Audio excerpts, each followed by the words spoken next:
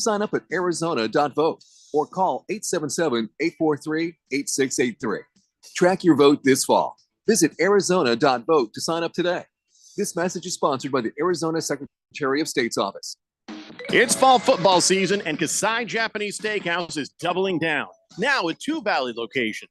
When it comes to Asian cuisine, no one does it better and more authentic than Kasai, where talented Teppan chefs create the food, the fire, and the fun of teppanyaki. Kasai Japanese Steakhouse isn't just dinner, it's dinnertainment. A memorable dining experience where a delicious 7-course meal is prepared right at your table with flair. It's a perfect choice for celebrations, date nights, or a night on the town. Choose from over 30 different items and combinations of teppanyaki, Asian fusion, and innovative sushi. Happy hour is always on fire and offered daily with specials on their Asian-inspired comfort food like Korean steak tacos, Mongolian barbecue ribs, and signature Wagyu beef sliders. Always a memorable dinner, or catch the game and a bite at the bar at Kasai. Now at 2 locations, Scottsdale Road in Thunderbird and in Peoria at the 101 in Northern. Go to KasaiTeppan.com. That's Kasai Teppan.com, or search Kasai on your mobile phone.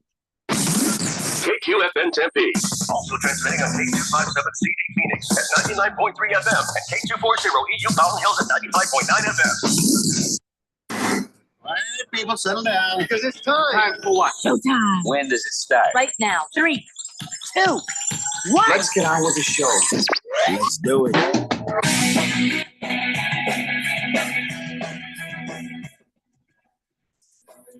All right, everybody, it's Tuesday here on the Daily Blender. I'm your good friend, your radio pal, Jeffrey O'Brien, not alongside Randy White. He'll be back tomorrow, but we got Keon Rose in the control room, and you guys are on the Fanatic text line, 888-368-1580, as we broadcast live in the Harmon Solar Studios in Scottsdale.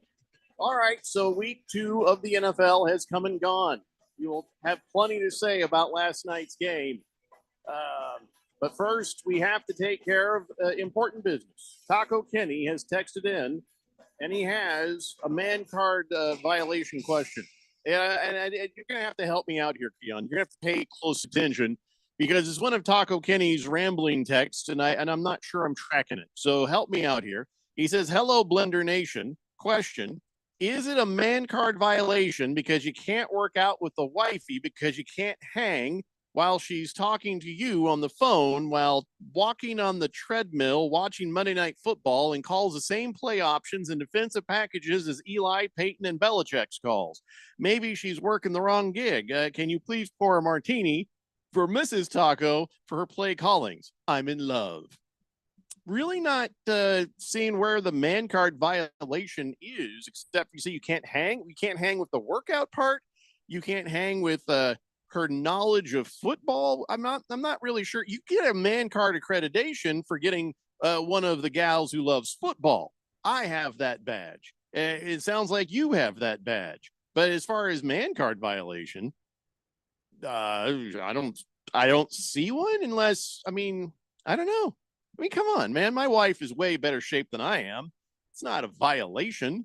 I'm a guy, at a certain age. Yeah, okay. And she looks great, and I don't have to.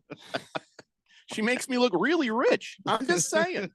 We walk in the room, and they look at her, and they look at me, and they're like, okay, what's he got on her? You know what I mean? So is it $100 million or $200 million in the bank? That's what I'm saying. It's awesome. We get great tables because of her. So, I don't know what your problem is here, Taco Kenny. Sounds like you don't have a problem, and all that was a humble brag. Yeah, which, congrats. I don't know what else to say there. But if you have a real problem, let me know. But so far in that whole scenario, unless she's like really shaming you on the treadmill, like you're going at a 2 and she's going at a 7 or something. Yeah, it's no big deal. You're good. You're good, Taco Kenny. 888-368-1580. Moist one says, time to buy no, I'm not reading that. I don't know why you would. Yeah, no, not reading that. Oh, no.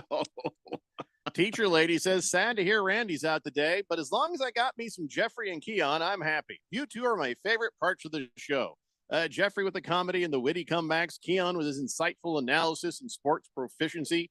Oh, listen, you know what? Randy has been in and out a lot since you've been listening, but trust me, if he was here every day, I would suddenly become your least favorite part of the show. Randy is a lot of people's absolute favorite part of the show. So we get that man back in the chair on a regular basis, and you shall forsake me. That's all I'm going to say about that. 888-368-1580. Walter Mellon says, guys, the chip is in and ready for Keon to consume. Are you going to do this thing, really? Gotta be honest, it's just kind of weird. Is it sealed? Because, we just don't like to, you're not supposed to eat food that listeners give you. You know what I'm saying? Just in case. Yeah, just, Not saying best practices and all that. I'm not saying you do anything, Walter Mellon, but does this come sealed already, or how does that work? And how do we want to do this, where you eat this ghost pepper Carolina Reaper chip? It's going to be the last segment of whatever show it happens on. That way, if I'm dying, I'm not dying for 3 hours on air. I'm dying for 15 minutes. That's a good point. That is a very good point. So Walter Mellon, we've got some logistics to sort out. How long is the chip good for? That's the other question. Yeah. You should have consulted us on this, I think. I mean, he moved quickly. Lost Toby says, my favorite part of the day is when Ralph's not on. Well, that's understandable. I mean, he's not feeling well. Give the man a break. I think he's got the COVID. I think Ralph has his COVID has the flu or something like that. Just whatever it is. Now you got to keep him away from you. When I hang around Ralph, I get sick. When I don't hang around Ralph, I'm healthy. And he wants to try to turn it around on me and saying I gave him COVID. We all know the truth on that one. He gave me the filthy COVID. That was the only time I had it, too, by the way. Robert from Surprise says, do you need me to stop by and take care of the third mic? No, it's safely nestled in its bed. It is fine, Robert. Wilbur says, the 4-letter network just said something interesting. I'm going to stop you right there, Mr. Wilbur. I mean, I know you're blind and everything, but you can feel the round knob of a radio to quickly change the station so you don't abuse your ears. It's bad enough you have no sight, and you're going to put the ESPN in your ears on purpose? You're making a case maybe to be put in a home. I just want you to know that. Oh, no. Not even a group home, because the other people don't want to be around you if you're listening to that crap. You're going to be put into a home, and you're put into solitary lockup. You keep it up, you'll see what happens. But anyways, here's what they said, according to him. He thinks it's interesting. I think it's, I almost used an old term from the 80s. It's not smart. It's not. Here's what they said. What if the Los Angeles Rams offensive line is really not going to get any healthier between now and the end of October? And then what if they trade Matthew Stafford to the Dolphins? They're not going to do this. Why would they do that? What do you gain out of trading Matthew Stafford to the Dolphins? Maybe the Dolphins send you back some draft picks, but need I remind you, 2 years, $58 million guaranteed dollars owed to Matthew Stafford, in addition to the money they just paid Tua, which that's a cap hit they would still be taking.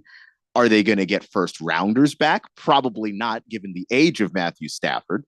What would be the purpose of this trade? That I genuinely think that might be one of the silliest things I've heard. Wilbur, you need to start listening to smarter shows.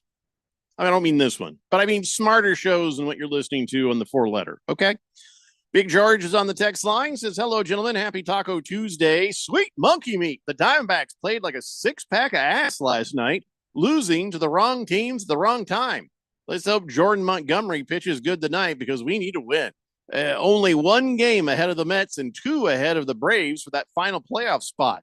Go Diamondbacks. Yeah, that's going to suck if we go this far doing as well as we had been and it falls apart right here at the finish line. That's going to stink a lot. And then you lose to the Rockies? Is that what happened? Yeah. Oh, my God. And it was a walk-off errant throw from Perdomo to Walker. And all double play. You make the play, game's over. But Perdomo with a very bad throw to Walker, and the Rockies score on it, game over. Not great. But again, don't panic.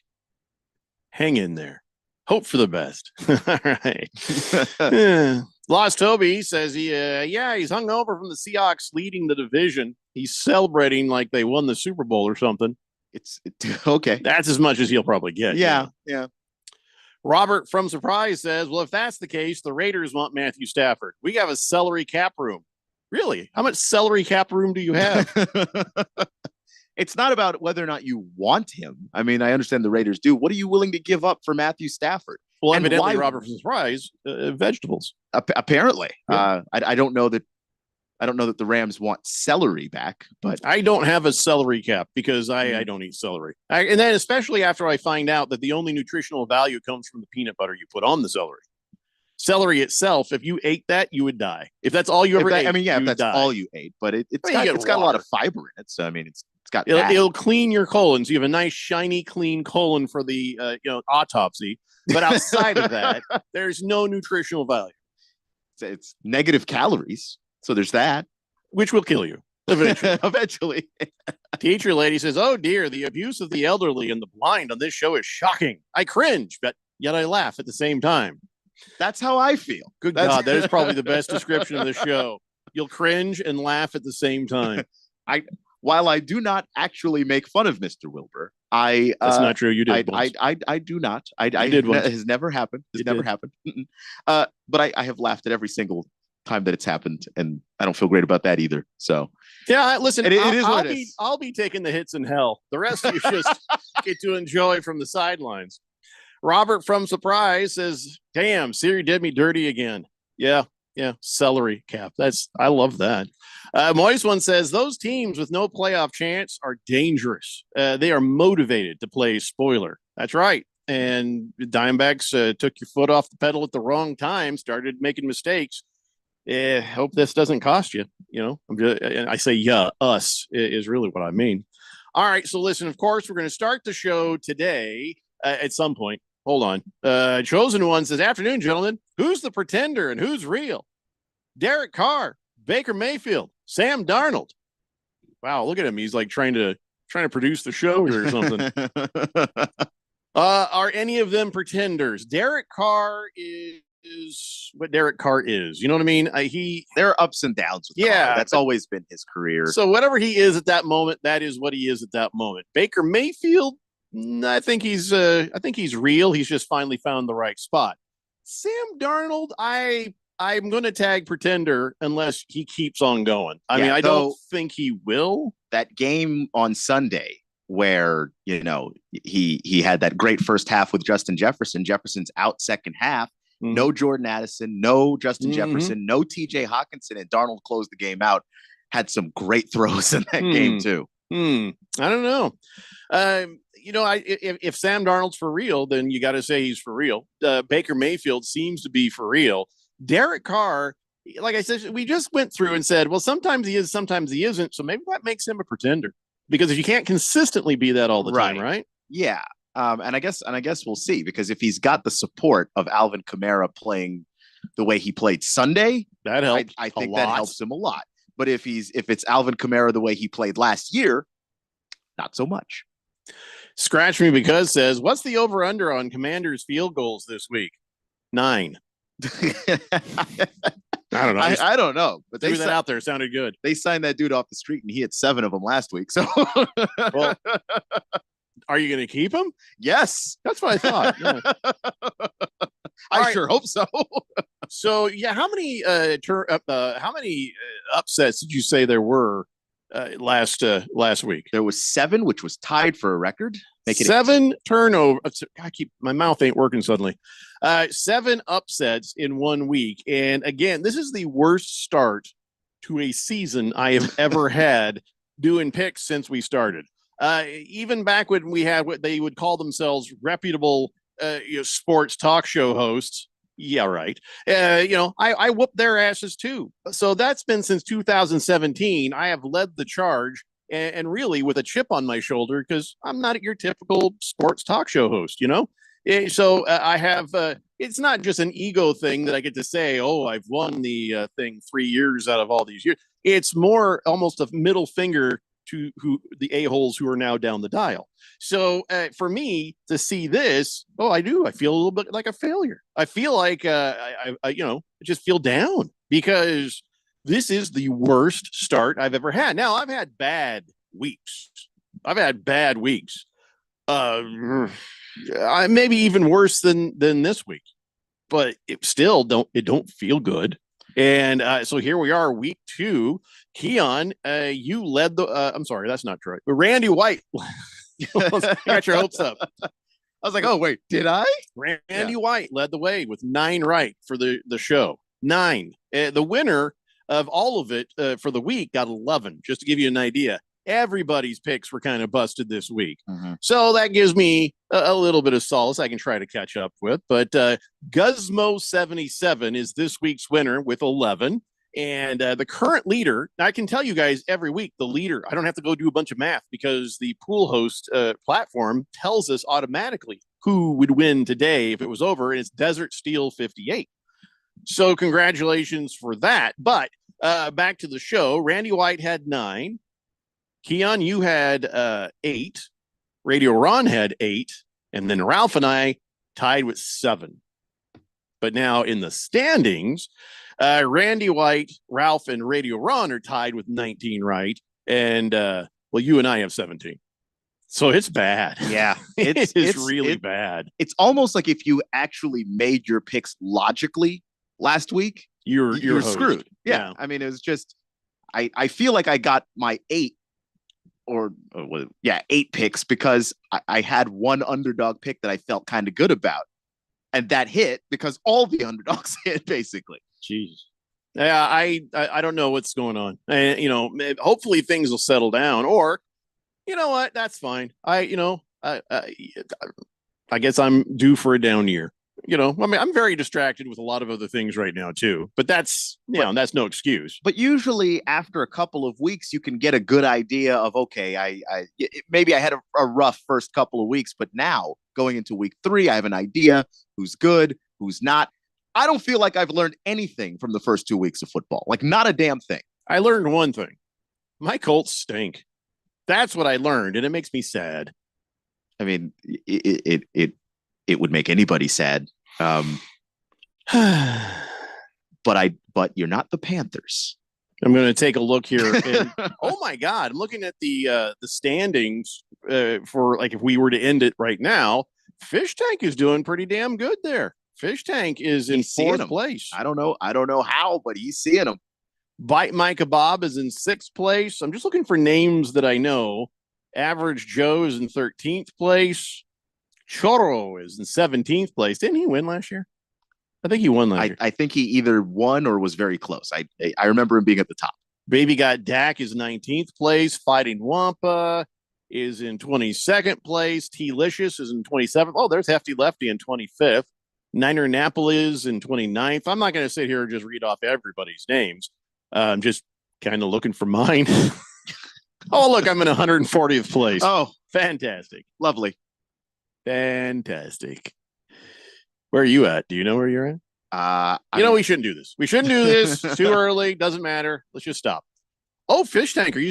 He said, I made all my picks about 2 weeks before the season started. Oh, you did do that. Oh, that's kind of cool. It's working for you. You scare me. Donnie says he's in 12th place. But if you remember the Hefty Lefty when he did all the picks before the season started, he was pretty good too. Sometimes we overthink things, I guess, but I don't know. Let's see. Scratch Me Because says, add one more upset because as a Bears fan, I was very upset at the offensive line play. That's not how upset works, but noted. Seabass says, Breaker Blender crew, come on in there. Randy didn't cut up with the whole Diddy thing, did he? No, Randy would not be anywhere near Diddy. Don't even start that kind of rumor. Randy's had his fair share of ridiculousness, but none of them have involved crimes of that nature. None of us have ever spent any time with Diddy. Wait, have you, Keon? No. Okay. No. Let's see here. He says, I'm driving east from Oklahoma, and I can spring him from jail if you need me to. Over. Mm-hmm. Yeah, that's not necessary. He's fine. He's just, he's taking care of business. He's TCB, baby. Baker's Cocky Hen says, Desert Steel should feel as good as the Eagles did with 1:56 left last night. Nice to see the Falcons have a comeback in their favor after that choke job they did in the Super Bowl. I am sure that this doesn't make up for that Super Bowl thing, but, it's nice. They we'll did talk have about that. a nice run of games where they lost every close game after losing the Super Bowl. Yeah. So this one feels maybe just better for that, not the Super Bowl necessarily. They'd probably thank you to stop bringing it up. But This is we're not true. going to stop bringing it up. No. But they'd probably thank you to stop bringing it up. Swazman says, Jeffrey, fantasy-wise, 1-1. Picks, if you can believe it. 2-11 going into Sunday Night Football. I almost went winless in picks. It's been that kind of year already, isn't it? No? Mm-hmm. It's all right. That's all right. All right, listen, we got to take a break. We come back. Let's talk. Well, I'll give you your fantasy football winners, but we'll also talk about last night's game. It's a Daily Blender here on 1580, The Fanatic. This is Brent Musburger's action update on 1580 and 99.3 The Fanatic. Get insights into the sports betting market with VSiN's betting splits. See where the money is and keep updated on how the market is reacting. Only at VSIN.com. Now, here are the latest lines from my guys in the desert. Major League Baseball, the Arizona Diamondbacks continuing their series in Denver against the Colorado Rockies. Jordan Montgomery getting the start tonight for Arizona. He is 8-6, has an ERA over 6 with 108 innings pitched, while Ryan Feltner will counter for Colorado. He struggled this season at 2-10, an ERA just less than 5. The Diamondbacks minus a run and a half, minus 105 on the run line. Colorado getting a run and a half, minus 115. On the money line, the Diamondbacks minus 155. Rockies are plus 130 with the over-under at Coors Field at 11.5. I'm Tony Desiri with your VSiN action update on 1580 and 99.3 The Fanatic. It's fall football on The Fanatic. Catch all the live game play-by-play. Monday night, Thursday night, and Sunday day and night NFL games. Plus the Saturday NCAA football game of the week. It's all right here on the Valley's home for football. 1580 and 99.3 The Fanatic. Brought to you by Bet365. Whatever the moment, it's never ordinary at Bet365. We're going abroad for the first time in years, to Spain. So we started using Babbel. And started learning Spanish fast. With Babbel, you can start having conversations in another language in just 3 weeks. ¿Cómo te llamas? ¿Cómo te llamas? When you learn a language, you want to actually use it. Babbel is designed with that goal in mind. In just 3 weeks, we're starting to have conversations in Spanish. Gracias, Babbel. Babbel, language for life. Now try Babbel for free at Babbel.com. That's BABBEL.com. It's fall football season, and Kasai Japanese Steakhouse is doubling down. Now with 2 Valley locations.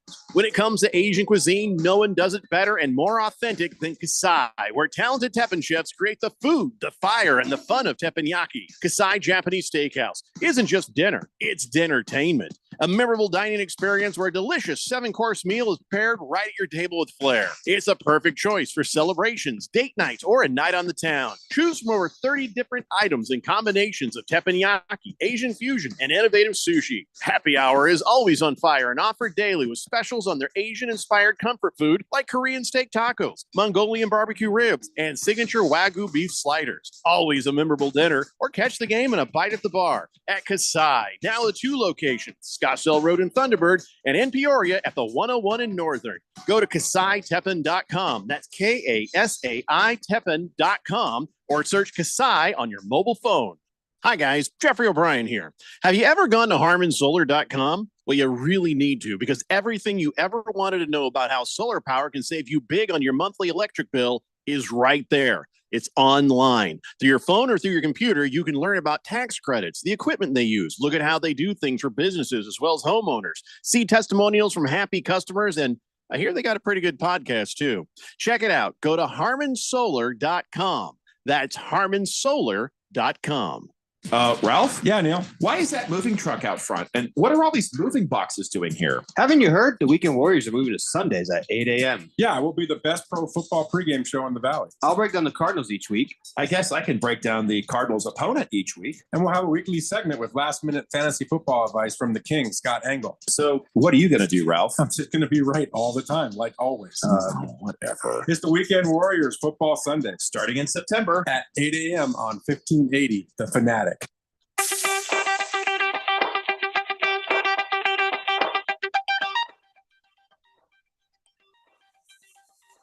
So all my blood going around race.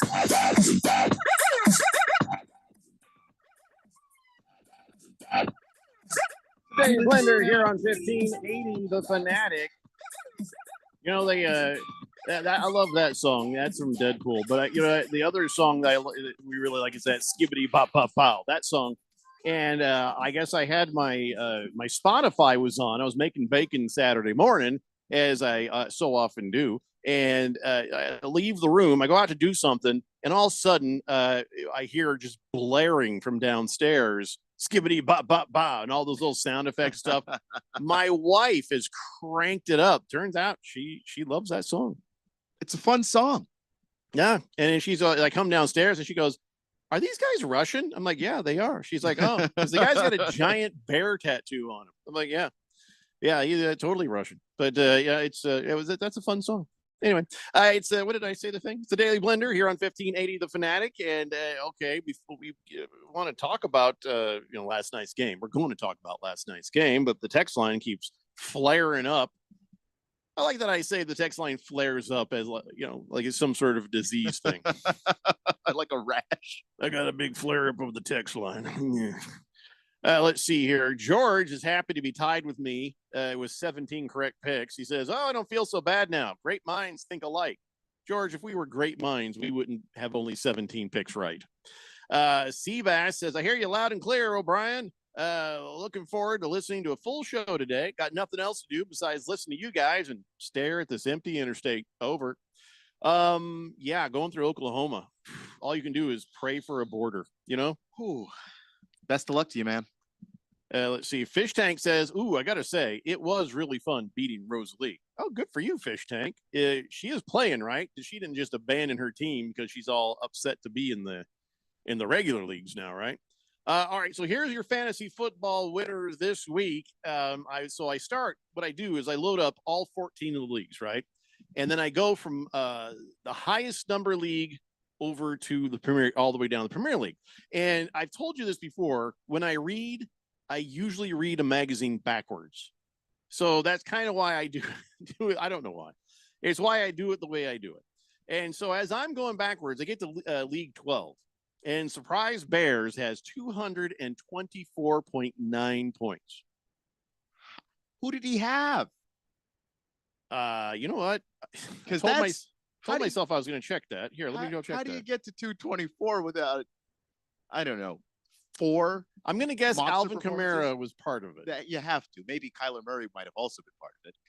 Let's take a look. Okay, Surprise Bears. Poor Mr. C, who was playing Surprise Bears, he had 108. He just never had a chance. That's got to feel horrible. All right, I was right. He had, I'll just give you the whole thing. 8 points from Matthew Stafford. Derrick Henry had 16.6. Alvin Kamara had 49. Good God. Justin Jefferson had 28.3. Devontae Smith, 20.6. Marvin Harrison Jr., 34. Oh. Then Pratt Freiermuth had a 7.9. Mark Neighbors had 31.7. Justin Tucker with 11, and the Buffalo Bills defense with 17. You hate to be on the wrong side of one of those, because you just didn't. It doesn't matter what you did with your lineup. You lost. I'm sure Mr. C would have liked to have had a better showing than that. But yeah, but on the one hand, if you're gonna have that 108 performance, better to have it in a game where you just had no chance to begin with, as opposed to you have your best week. Maybe you have a 170. And then you roll up on the 224, and then it doesn't matter. You lose anyway. Mm-hmm. Yeah, but then again, you need all the points you can get. That's true. Because That's point totals are going to help you either make or not make the playoffs towards the end of the year. And I told my wife, because she lost because I think the quarterback or something went bad for her, and I we're both 1-1. And I said, "Hey, listen, just got to make the playoffs." That's all you got to do. I said, how many 7-7 teams won championships last year? It made figuring out who went to the Premier League even harder because, trying to figure out who performed well, who did well, who whatever wasn't that easy, and I kind of dig that 7-7 teams get in there and win the whole thing. But just like I said, it just makes things harder. Oh, so okay. So then I saw the 224.9. I'm like, wow, that's a lot. And I'm going. Usually when you see one of those, you don't see two of those. There's a second one. He used to be in the Premier League. Fecal Mist, 224.15. So slightly less than Surprise Bears, but League 8, that's what he had. So, yeah, these guys having Alvin Kamara, hooray! Justin Jefferson, if he's going to be out for a while, makes them a little more mere mortal, but those two guys have the similar team, and Surprise Bears, nobody's touching him. Nobody's touching. He has so much. I mean, you'd be happy to have one of them guys. He's got 3 of them. 4. Oh, 4. 4, 5, maybe. It was just a monster day. It was filthy. So congratulations, Surprise Bears. Well done, Fecal Mist, and everybody else. Here's hoping for a better week 3. 888-368-1580. Quiet Cannon says, I like Matthew Stafford, but he's immobile now. His trade value is probably going to be pretty low. Beer Bob says, what's starting to feel bad that just in 85th place until I saw Ralph and Jeffrey down there in the hundreds. But it won't last. I'm not going to stay here. At some point, the season will have a pattern that you can figure out. And then once that happens, I'm sure the picks will come back your way. Remember, I spent so much time ahead of everybody. I'm not worried about coming from behind. Scratch Me Because says, Keon mentioned that Randy's crimes were not in the nature of Diddy's. So what exactly are the nature of Randy's crimes? Oh, climbing the Eiffel Tower in Vegas. Yeah, there's too many to list. Yeah, I mean, swearing at various security personnel. White shoes after Labor Day. Yeah, drinking in places that people would not like to see you drinking. Drinking out of things people don't want you to see you drinking. Yeah, so a lot of drinking related things, actually. But we're not at liberty to discuss this. Seabass says, doesn't get much better from here. Next state I enter is Arkansas. And that is boring and backwards at the same time. Doesn't get better until I enter Tennessee, aiming to make it to Memphis by day's end. You can do that? Wow, that's hours away, man. Well, good luck, Seabass, and drive safe. So, all right, let's do this. We got to talk about last night's game. And is that an upset? Is it? I don't know if it's an upset. Yeah, I was upset. I was upset. I mean, technically, in that the underdog won. The Eagles had the damn thing won. They had the damn thing won if they had exercised better clock management. And I told my wife, I says, sometimes you get too wrapped up in stopping, in making the clock run out.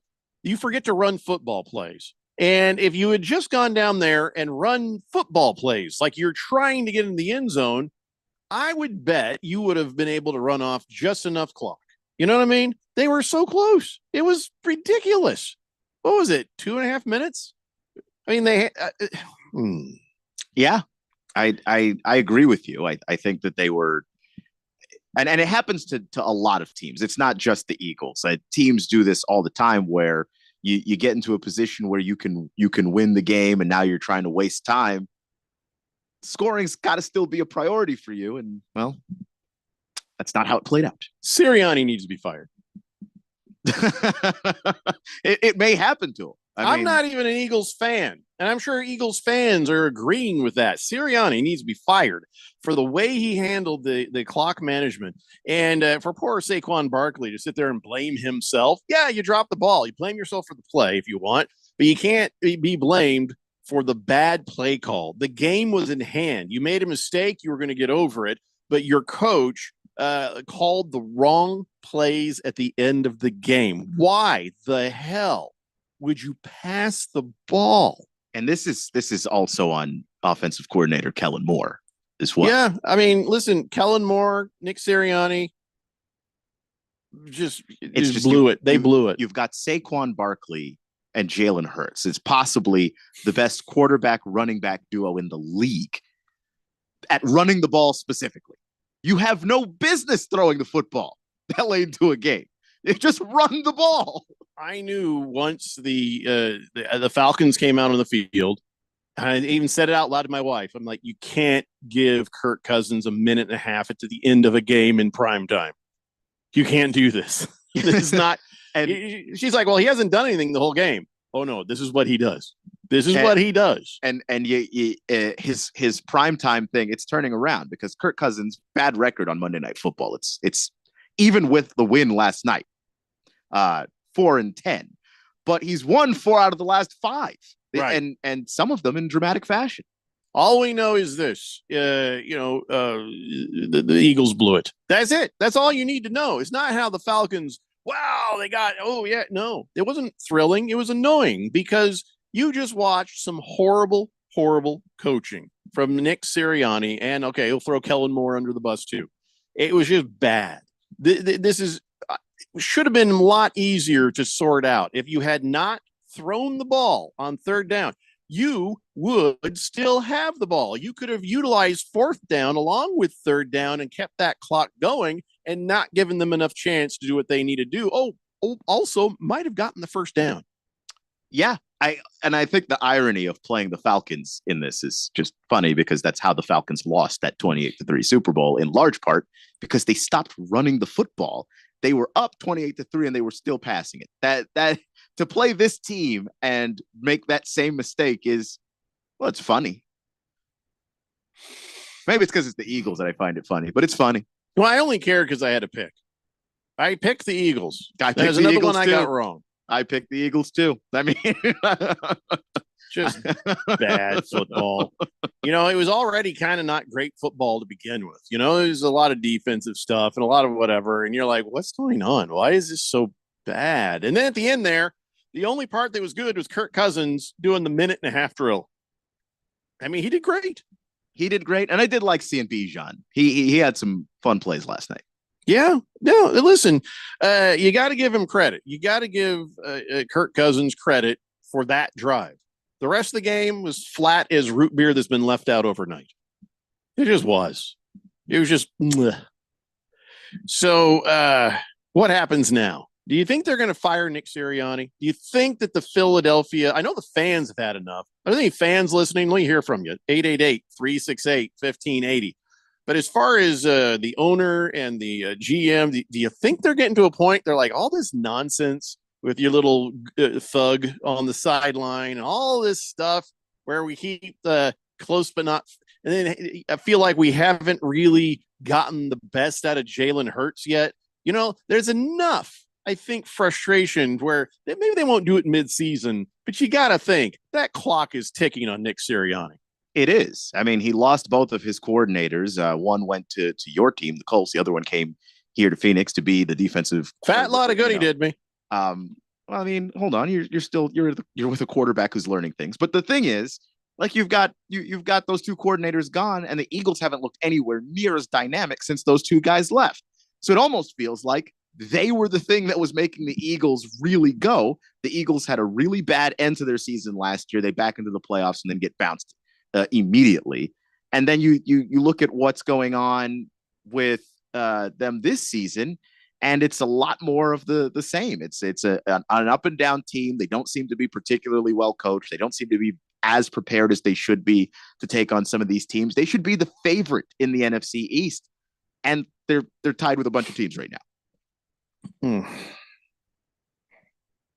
Well, he's not in my division, so I don't care what happens. I'm sure you'd love to leave him put, right? I hope he stays. Yeah. The entire coaching staff of the Philadelphia Eagles and the New York Giants. I hope no one does anything to them. Yeah, but it just made my pick hard. God bless them, everyone. Lost Toby says, I come from behind all the time. Well, that's because you're slow. Beer Bob says, also don't forget that Philly has passed up a chip shot field goal in the first quarter and then failed to convert on the 4th down.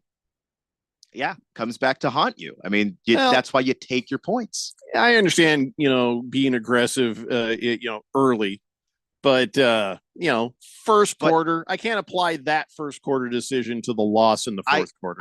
The math works. Yeah, the math works. It all adds up. I kind of do just because I felt like the Eagles were the better team. And if you're the better team, you don't have to be more aggressive. You don't have to reach for that. It would have made more sense for the Falcons to do something like that.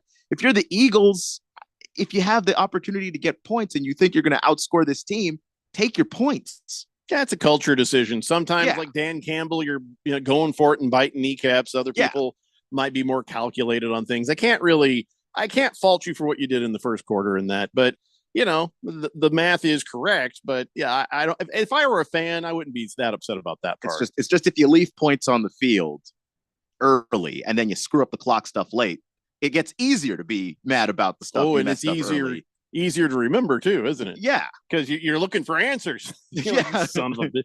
All right, we got to take a break. We'll come back and pick it right back up. We got some more stuff to talk about from last night's game, and of course, we got tons of NFL. We got baseball, basketball, you name it. It's the Daily Blender here on 1580 The Fanatic.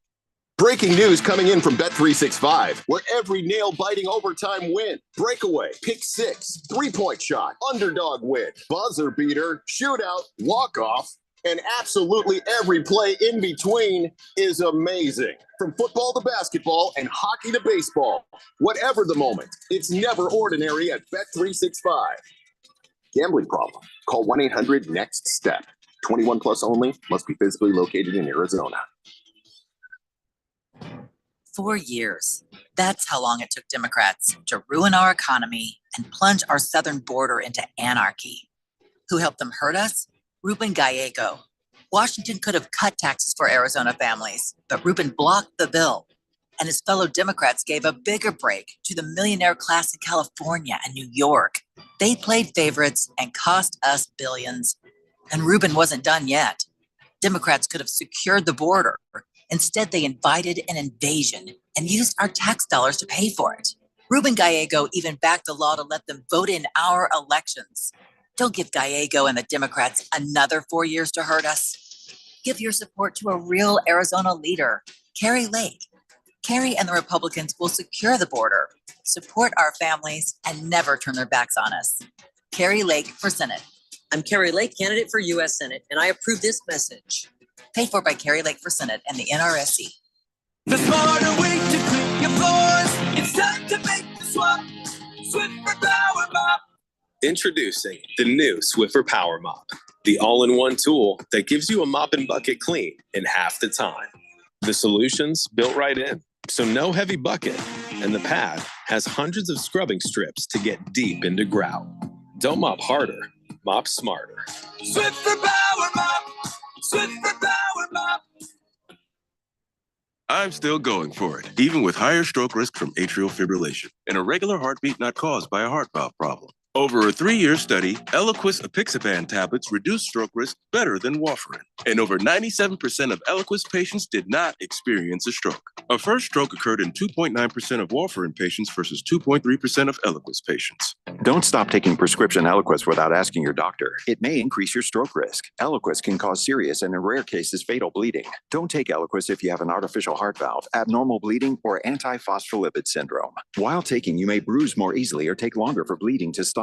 A spinal injection while on Eliquis increases risk of blood clots, which may cause paralysis, the inability to move. Get medical help right away for unexpected bleeding, unusual bruising, or tingling, numbness, or muscle weakness. Medications such as aspirin products, NSAIDs, SSRIs, SNRIs, and blood thinners may increase bleeding risk. Tell your doctor about all planned medical or dental procedures. Learn more at Eliquis.com or call 1-855-ELIQUIS.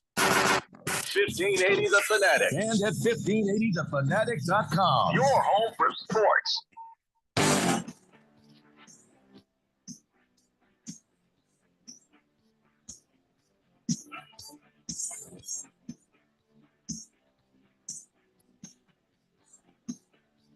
Daily Blender here on 1580 The Fanatic.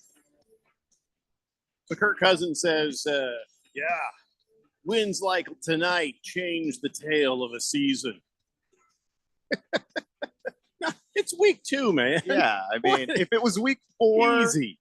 and you were below 500, but you were trending in the right way, okay, I get it. In part 2, you didn't win the game as much as the Eagles lost the game. Seriously. I know people hate when I say that, but this, in this circumstance, it is absolutely true. They lost the game more than the Falcons won it. Tell me I'm wrong. I don't think you are. And sometimes it is like that. If you're that's the way that a lot of underdogs win, is that the team they're playing doesn't execute to the level that they need to. Boffed it is the word term. Yeah, Boffed it. You've got the clock issues with Sirianni. You've got the play calling with Kellen Moore. You've got the drop pass with Saquon Barkley. Like, that's what you need to have happen if you're going to be an underdog that wins a football game. But, if you're Kirk Cousins, you're going to feel good about it. It's still a win. It counts as a win. And you move forward. Moist one says, how long until Belichick is the new Eagles coach? No, how long until Belichick is the new Giants coach? Maybe there are some teams people are talking about, but I'll tell you how long. Next season, if at all. He's not going to jump in the middle of the season. No, and I also don't think that either of those guys is getting fired in the middle of the season. Like, I think the Giants would have to be a complete dumpster fire, and I just don't think they're the worst team in the league like that. And then when you look at the Eagles are still going to be competitive because of how talented they are. So I don't know that Sirianni gets fired in the season. So it's going to have to be next season. Time for our daily edition of What the Hell's George Talking About? He says Nick Sirianni can rot in hell for how he treated Jeff Saturday last season. Couldn't happen to a better guy. What happened between him and my man Jeff Saturday? Yeah, I don't know this one myself. And it's not the squiddy bop bop. It's skibbity. Skibbity. Skibidi. Skibbity, not squiddy. I like that Squatty Potty song. Wilbur says, hey, can we change the name of the NFC East to the NFC Least?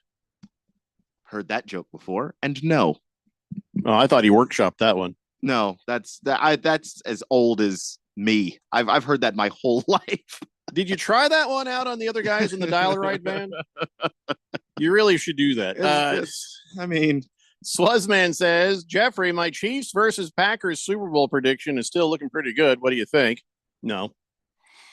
Just because they beat the Colts, that's not a giant achievement. I'm still feeling we talked about this. I'm still feeling the Chiefs, and then the Lions are a possibility.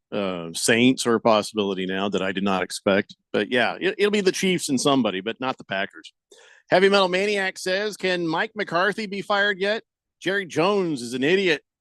Probably never fired the guy. What? All right, so here's they fired people. But here's the thing. Mike McCarthy, there was a warning shot fired. There was a warning shot fired by Jerry Jones, and probably not even on purpose. But Jerry Jones, they were asking about Mike McCarthy, and he's like, let me tell you something right now. That pressure is not here. It's not now. It's in the postseason. So basically, no matter what happens during the regular season, if Mike McCarthy doesn't win a playoff game, he gone. I think so. And that's where Bill Belichick will start, walking in, looking sharp, and like the old Jimmy Johnson windbreaker. You know what I mean? Because Jerry Jones would be like, look at here, Billy. We can't have you in that old ratty up thing. This is Dallas. You got to put on this windbreaker right here. I've had it in my closet since 1995. Don't ask me where it came from. It's just lucky. I wonder if Bill Belichick is going to back off of his desire to control player personnel, because there are some teams that will go, okay, we'll take that from you. We just need a competent, good head coach in here. He will. He would. He would go to Dallas, and I'll tell you why. Because he needs a win. He needs a certain number of wins. There's a certain number of wins he needs to be the best ever. So if that gets him there, he might be like, all right, fine. He just wants that. He wants that win, because there's still these echoes of it was Tom Brady. There's still people out there. You hear the chirping. I just think that it's silly. I don't know. If I were Bill, would I be hung up on that? It's all about the legacy, man. At this point in his life, the legacy is that you've won 6 championships. That's your legacy. You might be the greatest defensive mind to ever come out of the game. That's your legacy. Yeah, don't make your legacy the 24-year-old. That's a sad legacy. Yeah, that's not. It's not great. Yeah, he wouldn't be the only one to do it, I guess, but that's not.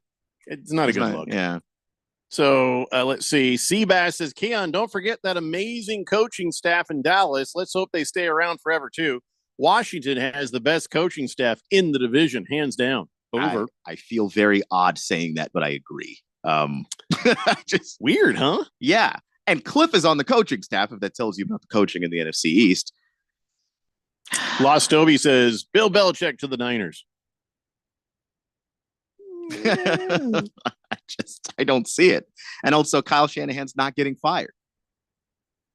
Lost Toby says a loss by 0.2 and then a won by 1.5 this week. And before you say you don't care about my match, yes, you do, because this is the AI team. Your AI team is 1-1. Now I don't feel bad at all. Which one's your AI team? Tell me which league and team name so I can go take a look at that. I'm curious. Slow-Mo Zoe says, why are the Phillies coach hire Belichick? What? I'm not sure what you're asking, Eagles? Slow-Mo. Do you mean Philadelphia? Yeah, he means the Eagles. Coach? He means Yeah. why are the Eagles coach hire Belichick? Do you I think mean he's why saying, why would don't they? Yeah.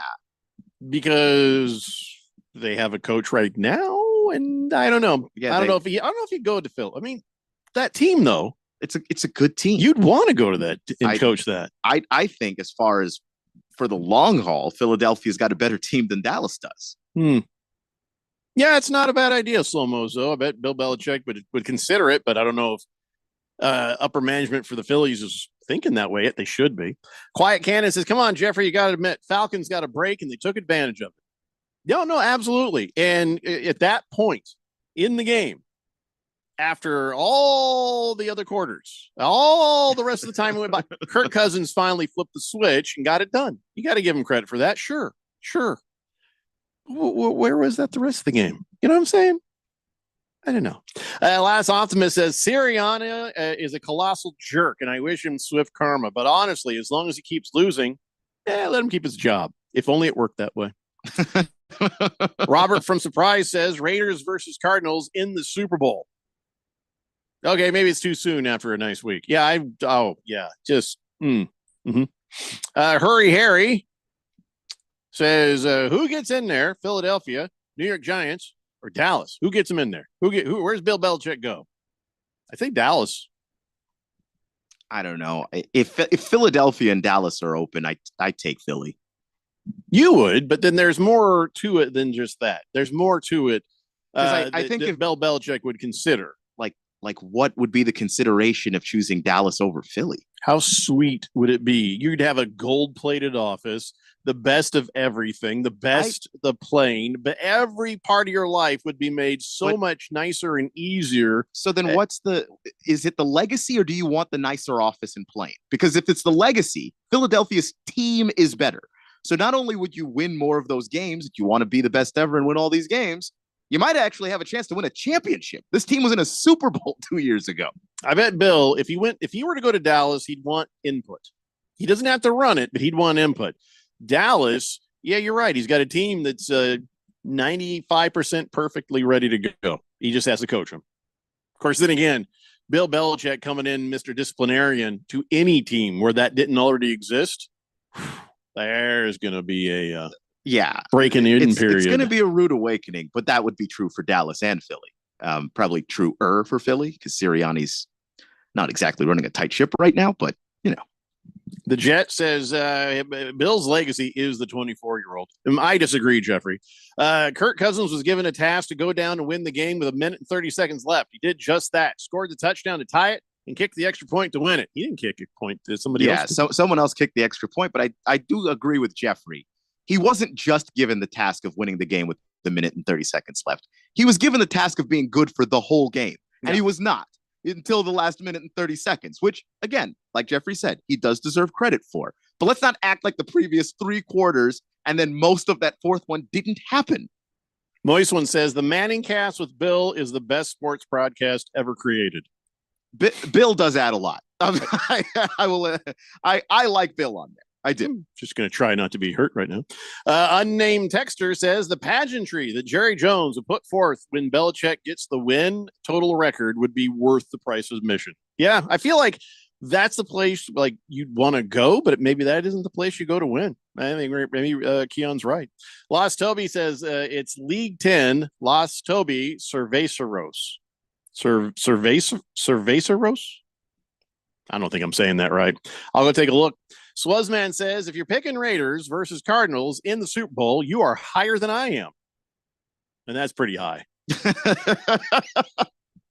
Baker's Cocky Hen says, 22-year-old massage therapist available in Dallas. Sure. Jet says, he was under pressure the entire game until the last drive. Pink Eye says, Belichick to Notre Dame. Well, that's interesting.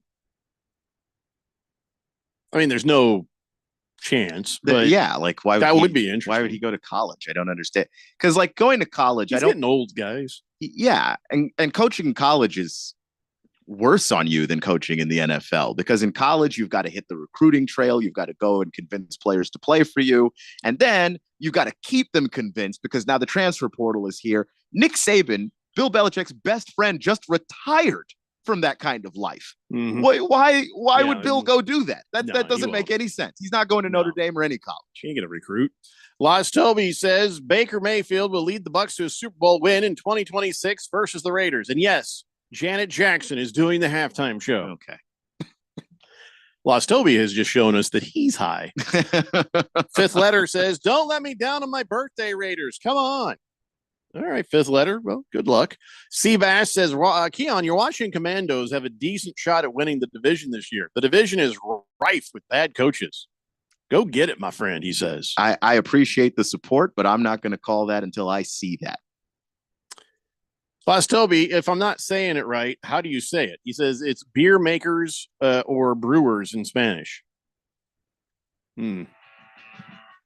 Cerveceros? Why don't you give me the Fanatic hooked on phonics spelling? I already hate your team. Oh, no. I might go in there and like monkey with it. I'll change the rules and make your team impossible to win. So that one is 100% AI. Drafted players on the field, the whole 9 yards. Lost Toby. He's got Joe Burrow, Joe Mixon, Jahmyr Gibbs, Cooper Kupp. You might want to take Justin Jefferson and Cooper Kupp out of your starting lineup. Sorry. Isaiah Likely, Jordan Mason, Brock Purdy, Zach Charbonnet, Gus Edwards, DeAndre Hopkins. That's a pretty good team. Njoku there, too. Not bad. Not bad. All right, guys, it's an hour down and 2 to go. It's the Daily Blender here on 1580, The Fanatic. Sometimes I struggle to get to sleep. My body stopped for the day, but my mind is still running. So I take ZzzQuil. ZzzQuil, the world's #1 sleep aid brand, has a range of non-habit-forming products to fit you and your family's needs. Invest in a great night's sleep for the best you tomorrow. I'm awake and ready to take on anything. Better days start with ZzzQuil nights. Explore our products at ZzzQuil.com. Use as directed. Keep out of reach of children. Hey, sports fans, we've got exciting news. Beat the Book is now on daily from 2 to 3 p.m. That's right. Just before the blender, we're going to explore the world of betting along with you on the text line. Send us your betting comments and questions. Speaking of which, Dylan, what do you think if I throw down $20 on my Washington Commanders to win the Super Bowl? They're 120 to 1. I don't know about that one, Keon. You got a better idea, Mr. Beat the Book? Of course I do. Just tune into The Fanatic. You've always got better ideas. So join us for Beat the Book, now at 2 p.m. daily on The Fanatic. Brought to you by Sport Trade, a new app coming soon to Arizona. Hey, everybody, it's Mark Asher back to tell you about my great friends at the Lund Mortgage Team. Did you know that the Lund Mortgage Team was founded back in 1999? That's right. They're celebrating 25 years in existence this year. And you know what you have to do to stay in business that long? You have to be good at what you do. And the Lund Mortgage Team is not just good, they are great. They have helped thousands of people save thousands of dollars over those 25 years here in the Valley of the Sun. They only lend in Arizona. And they're mortgage brokers, which means they can shop your rate around. They're not tied to just one set of rates. Mortgage rates can get crazy. They can get high. They can get low. There's good times to strike and there's times to stay on the sideline. Let the Lund Mortgage Team be your coach, be your team leader when it comes to these huge decisions. Call 623-875-9940. That's 623-875-9940, or you can always check them out at lundmortgage.com. Great website with all the tools you need. Call them today. They're my great friends, and you'll love them. It's the Lund Mortgage Team.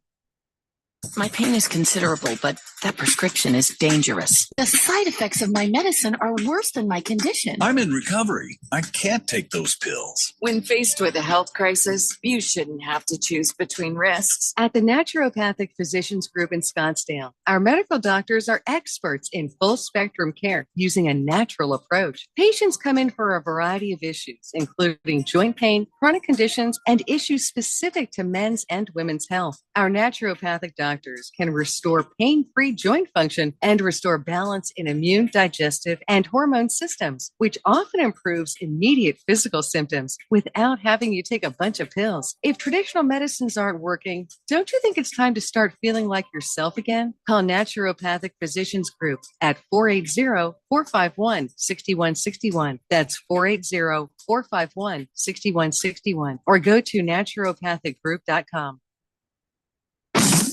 KQFN Tempe. Also transmitting on K257CD Phoenix at 99.3 FM and K240 EU Mountain Hills at 95.9 FM. All right, people, settle down because it's time. Time for what? Showtime. When does it start? Right now. 3, 2, 1. Let's get on with the show. Let's do it.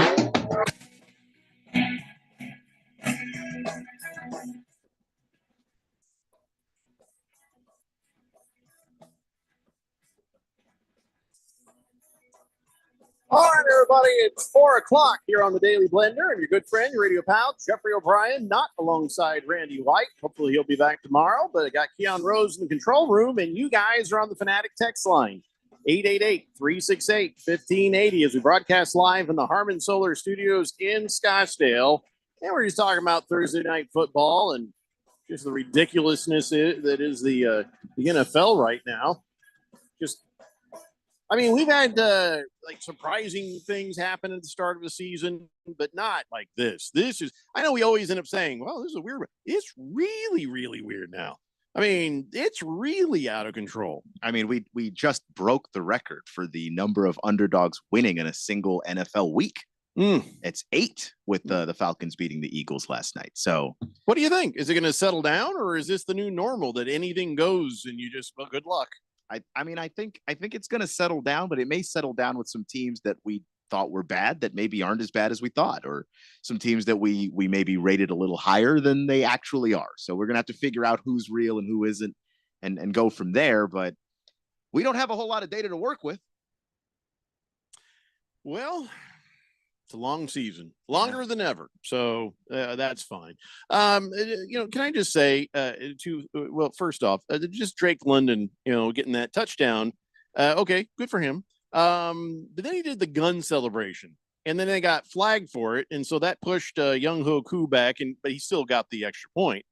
But about that, why'd they flag that? He didn't point it at a person. He was just kind of like, pew, pew, pew, pew, like that in the air, and they threw the flag on him. Yeah, I don't know. I don't know. I think maybe the NFL is worried about optics, and I didn't even see it as a gun celebration. He first was doing it, and I'm like, what's he doing? Huh. It did not occur to me. It felt was more a like gun. like a 6-shooter kind of thing, like a cowboy kind of thing, more than it was a. I don't know. I would not have thrown that flag. I don't know exactly what the league's rationale is on that, except that, as it relates to gun violence, sometimes the league's very sensitive about that stuff. So Deshaun Watson and David Njoku, they got fined for gun-related celebrations last season. So I don't know, maybe he'll be fined for that, but didn't seem diabolical. It wasn't nefarious or anything like like that. I don't know. You can do bow and arrow celebrations as much as you want, even though you could kill somebody just as much with a bow and arrow as anything else. Mm-hmm. Can you do a grenade?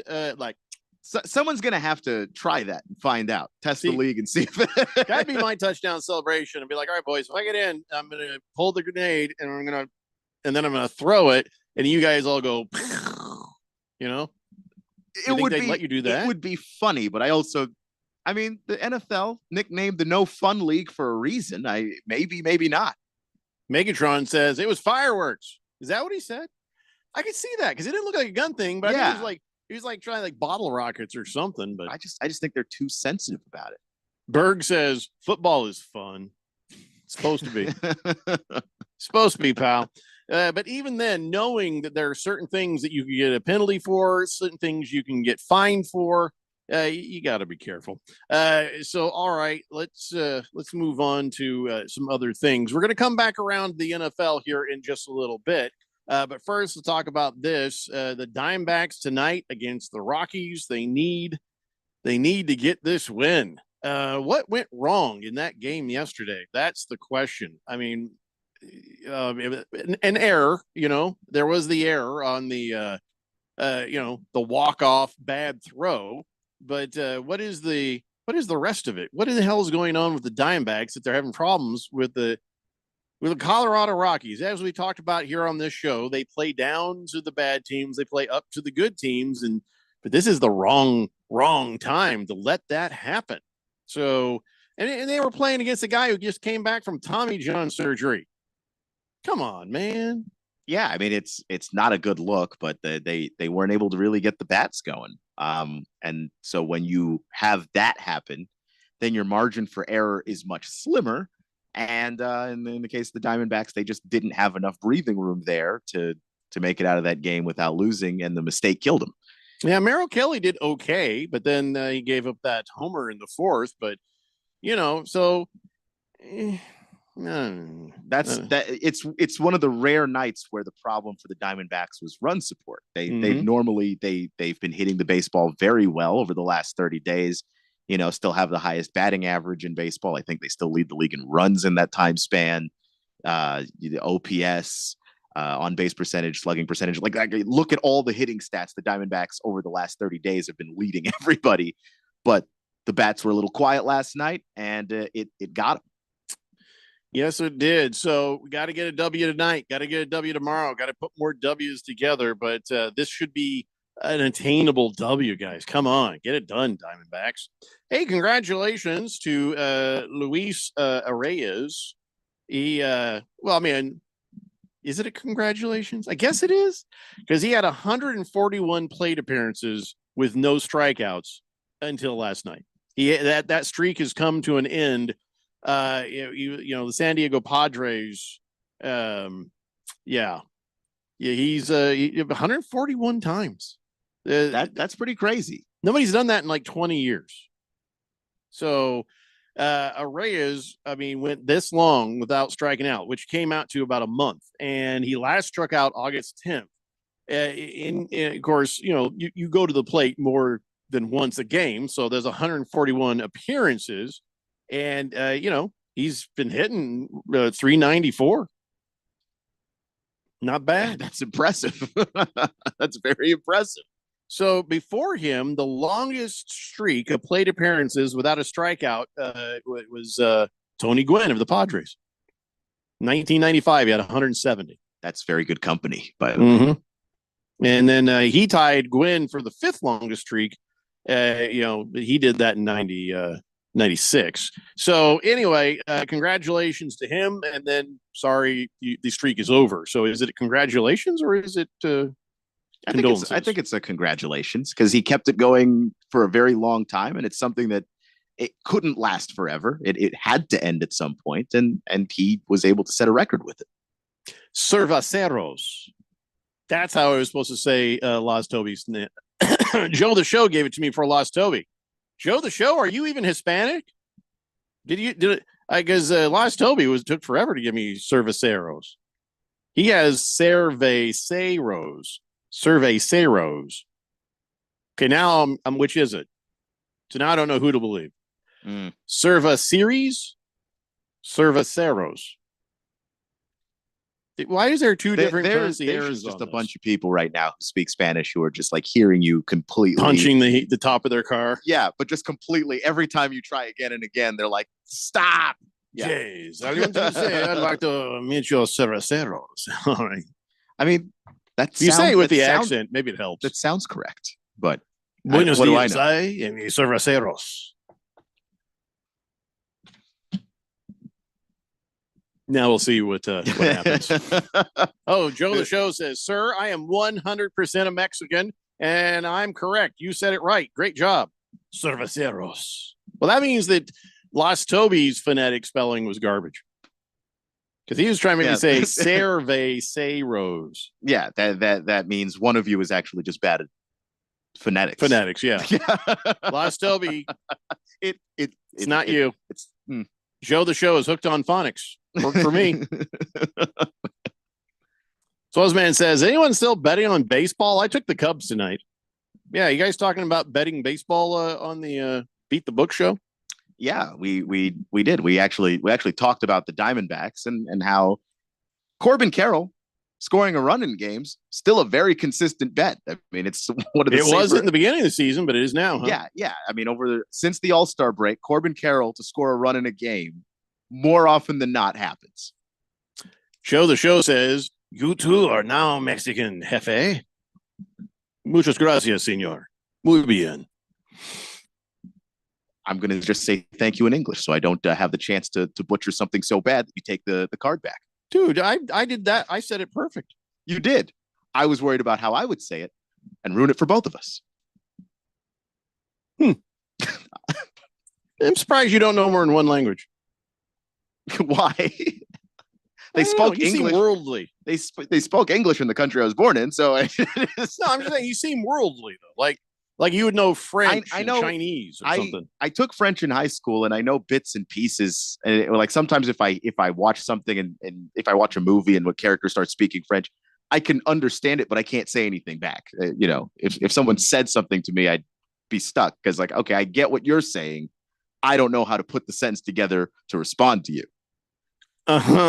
That's what you do. Yeah.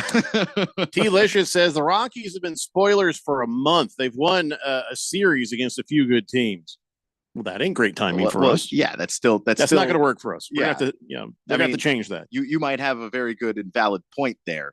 But the fact is you're only a game ahead of the Mets, who are holding that last wild card spot. You're only 2 games ahead of the Braves, who are trying to get their way in.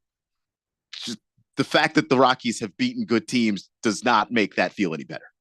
Mr. Pink Eye says Giants and Cowboys should fire their coaches. The NFL should fire Jay-Z. Lil Wayne should be doing the Super Bowl halftime show. No, he shouldn't. Yeah. The Cowboys and Eagles should keep their coaches. Just I very biased opinion on that. I have no opinions on Jay-Z and Lil Wayne. Look, that guy drank the codeine for a very long time, and it shows. You cannot have that dude on a stage at this point.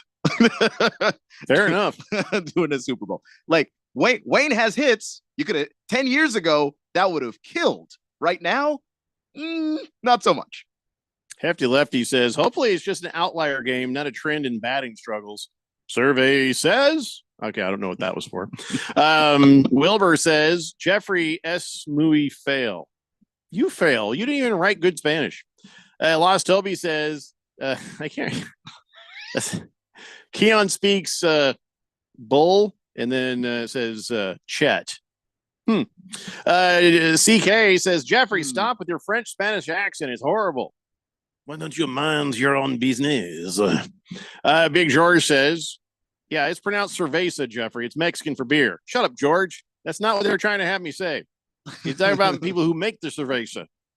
Swazman says, it's hard to predict the World Series champion right now because the wild card seems to make it run just like the Diamondbacks last year. Yeah, nothing is known until you get there. You know what I mean? There's too many variations. It almost seems like if you get into the playoffs, you want to be matched up against the Brewers because for whatever reason, if you play the Brewers in the first round, you seem to make a run to the NLCS. I don't know why, but it happens over and over again. T. Licious says, I still have false hope for my Cubs. So if it's Diamondbacks, Mets, and Braves, if they lose, it helps. Do you think he's got false hope for the Cubs, or do you think he's got hope for the Cubs? Probably false hope. Probably false hope, yeah. Sorry for your loss, T. Licious. So this is exciting. I saw this thing where I think when they start releasing little news stories, little tidbits of information, now you're looking at well, they do this for a reason, but the stories have started to sort of sneak out. And the headline, NBA expansion team in Seattle could use the Supersonics name and keep that franchise history. So if they open up the Seattle Supersonics again, Oklahoma then surrenders that history back to the Supersonics. And the Oklahoma history only goes as far as they've existed in Oklahoma. And the fact people are talking about this, the fact that people are answering these questions, it lends to the expansion coming like in the 27-28 season. And I find that exciting. It's picking up steam. I have noticed that people are discussing it more and more. And I think for good reason. Seattle's a great basketball town. There's a lot of great NBA history in that city. And the fact that they don't have a team there is borderline criminal. The only danger is well, he'll probably be done with basketball by then, but Kevin Durant might want to get traded back to Seattle. Just to end his career. He loves Seattle. Yeah. So, so if one team comes in expansion, you got to have another team in expansion. I mean, everything's got to have balance. Is it going to be one team, two team, four team? How far do you think they'll go with the expansion if they expand? I think it'll be two. I can't imagine that they would do four. I don't see why. I mean, there's clearly enough teams that there are teams that are great, and then there are teams that seem to have no good players on it. If you add four more teams, you're increasing the likelihood that there are teams with not a whole lot of good talent on it. You already have the Wizards and the Pistons. How many more bad teams could you need? So I wonder where the other team would be. I'm thinking Vegas and Seattle. I think that makes sense. And then you'd probably kick one Western team back east to kind of balance it. But yeah, because Vegas is just such a hot market right now. Dallas Mavericks, kick them out. they're now an East team. I mean, I think the Memphis Grizzlies are probably a really good candidate to be an East team because no, it's got to be the Mavericks. I hate them. It's just hard to say that a team based in Texas is an East team. Hey, they want to be their own country. Is it maybe East in the state of Texas? Have you looked at a map? Let's take a look. Dallas, I wouldn't say that. I wouldn't say Dallas wouldn't qualify as East Texas. Map. Let me see here. Let me take a look. I don't think they'd qualify as East where is Texas. Dallas on this text? Oh, they're kind of central. Oh no, it's East. It's in Eastern Texas. Dallas is in Eastern Texas. I'm looking at a map right now. It's in northeastern Texas. Okay, this works. Get them out of the West. Get them out of the West. I mean, I know it's a different sport entirely, but the Cowboys are in the NFC East. So it's not like there's no precedent to a Texas team being considered an Eastern team. But I'm right. Just bye-bye. It would still feel weird. No, I don't even care. Let's see. Joe the Show says, question, is it just me or the Cardinals actually have a shot at winning the division? Yeah, you saw a little weakness in the 49ers. That could just be a bad day, or this could be a sign of things. It could be a bad day, but obviously McCaffrey's out. Deebo Samuel's now injured. That does hurt. So, I mean, if the Niners have another injury, and they do seem to have pretty bad injury luck, who knows? All of a sudden, that division is not as closed shut as we thought. Tell you what, though, this is where you start to learn more about Brock Purdy. Yeah, but as far as division goes, maybe. I mean, listen. They lost the first game. Everybody was writing them off. They won the second game. Now everybody's like, "We're going to playoffs. Let's just see what happens." Yeah. But like Seattle's not a juggernaut, and the Rams just got their asses kicked by the Cardinals. I mean, it's not impossible to say, but I think that the injuries are playing a factor here. Wilbur says, love it. Jack Sigma, Lonnie Shelton, Gus Williams, Slick Watts. Love it. Lost Toby says, give Tucson a team. Why? What is it going to be, the Tucson Meth Mouths? Oh, no. What a horrible idea, Toby. No. Megatron says Pelicans. They're a Western team? Yeah. No, I just want the Mavericks out. It makes sense, Megatron, but no, stop making sense. Hamilton Porter says, which 0-2 team could realistically make the playoffs? Hold on here. The Ravens. Let me take it here. Bengals, maybe. Ravens, yeah. I think that once the Ravens get That's healthy, it. they'll be fine. It's not going to be the Panthers, not going to be the Giants, not going to be the Broncos. And at this rate, it's not going to be the Colts, not going to be the Titans. The Rams, let's see what happens. Yeah, if the Rams can Jaguars, get healthy, maybe. No. Ravens, Bengals, maybe. They could realistically do it because they got the right pieces. They just, I don't know. Each one of these 0-2s have excuses. They have explanations. They have reasons. But which one of those teams, I have to go look at their schedules, are looking to get a win first? Wow. You'd think it'd be the Ravens. You would. You'd think it'd be the Bengals even. Yeah. But as long as the Ravens have injured corners, that's not a guarantee. That's tough. Reaper says Rams are just hurt. Once we get our guys back, then we are coming for the division. But you're just hurt with guys on IR. You don't have hobbled day-to-day guys. Mm-hmm. You have Kupp, who's probably going to the IR. You have Nakua, who is on the IR. They're going to be missing 6 to 8 weeks, maybe. We're not talking about mild injuries. If you're 500 when they come back, okay, sure. But are you going to be 500 by the time Cooper Kupp and Puka Nakua get back? I don't think so. Yeah, I only give the Bengals and the Ravens in this list a chance. With the Rams, I understand that obviously you have those injuries, and also they have injuries on their offensive line, just all up and down the place. I don't like the Rams situation at all. Joe the Show says, can it be said now with confidence that T. Law is a bust? Trevor Lawrence? No. No, I don't think that you can say he's a bust. No. Because to me, a bust is that guy's a failure. And he didn't live up to the hype. Trevor Lawrence is not as good as he was advertised to be. Bustish? But no, it's not Bust adjacent. You can go to the playoffs and win games with Trevor Lawrence. It's just the Jaguars have not done that. Trevor Lawrence was supposed to be franchise elevating quarterback, and he wasn't that. But if he's got pieces around him, he can do pretty well. They're going to need to surround him with more talent. That's really what it is. And you were hoping you wouldn't have to do that if you drafted Trevor Lawrence, but that's the kind of player that he's turning out to be. It's not a bust.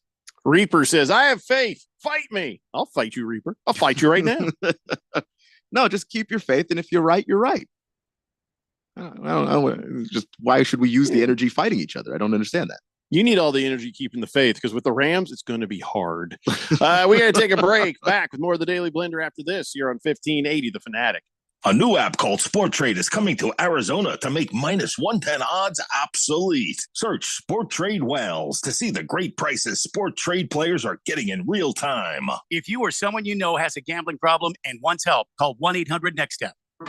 Are you drowning in IRS tax debt? I owe the IRS $37,000. Get ready for a toll-free hotline. Take advantage of new IRS tax forgiveness programs that may protect you from IRS collection agencies. They have the power to garnish your wages, put liens on your property, and levy your bank account. Civic Tax Relief can help protect you from the IRS. Civic Tax Relief basically represented me against the IRS, and by the time everything was completed, I didn't owe the IRS anything. Find out about the Fresh Start program that is now available through Civic Tax Relief. Civic Tax Relief's special tax hotline can help you discover all the relief programs available for free. I would recommend anyone who has a tax problem to contact Civic Tax Relief. For free information, call 800-841-0908. 800-841-0908. Don't wait. Call now. 800-841-0908. That's 800-841-0908. 4 years. That's how long it took Democrats to ruin our economy and plunge our southern border into anarchy. Who helped them hurt us? Ruben Gallego. Washington could have cut taxes for Arizona families, but Ruben blocked the bill. And his fellow Democrats gave a bigger break to the millionaire class in California and New York. They played favorites and cost us billions. And Ruben wasn't done yet. Democrats could have secured the border. Instead, they invited an invasion and used our tax dollars to pay for it. Ruben Gallego even backed the law to let them vote in our elections. Don't give Gallego and the Democrats another 4 years to hurt us. Give your support to a real Arizona leader, Carrie Lake. Carrie and the Republicans will secure the border, support our families, and never turn their backs on us. Carrie Lake for Senate. I'm Carrie Lake, candidate for U.S. Senate, and I approve this message. Paid for by Carrie Lake for Senate and the NRSC. We're going abroad for the first time in years, to Spain. So we started using Babbel. And started learning Spanish fast. With Babbel, you can start having conversations in another language in just 3 weeks. ¿Cómo te llamas? ¿Cómo te llamas? When you learn a language, you want to actually use it. Babbel is designed with that goal in mind.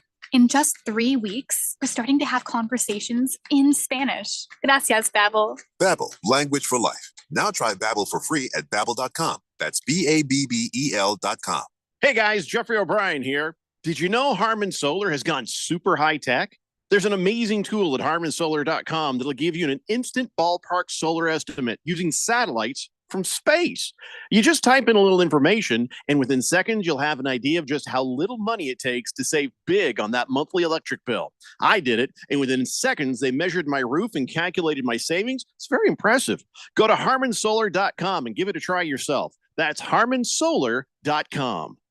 My name is Mary Grace. There are a few misconceptions about Alzheimer's. It's not just memory loss. It's the loss of mobility, the risk of falling. For more information, contact the Alzheimer's Association at alz.org, sponsored by the Alzheimer's Association.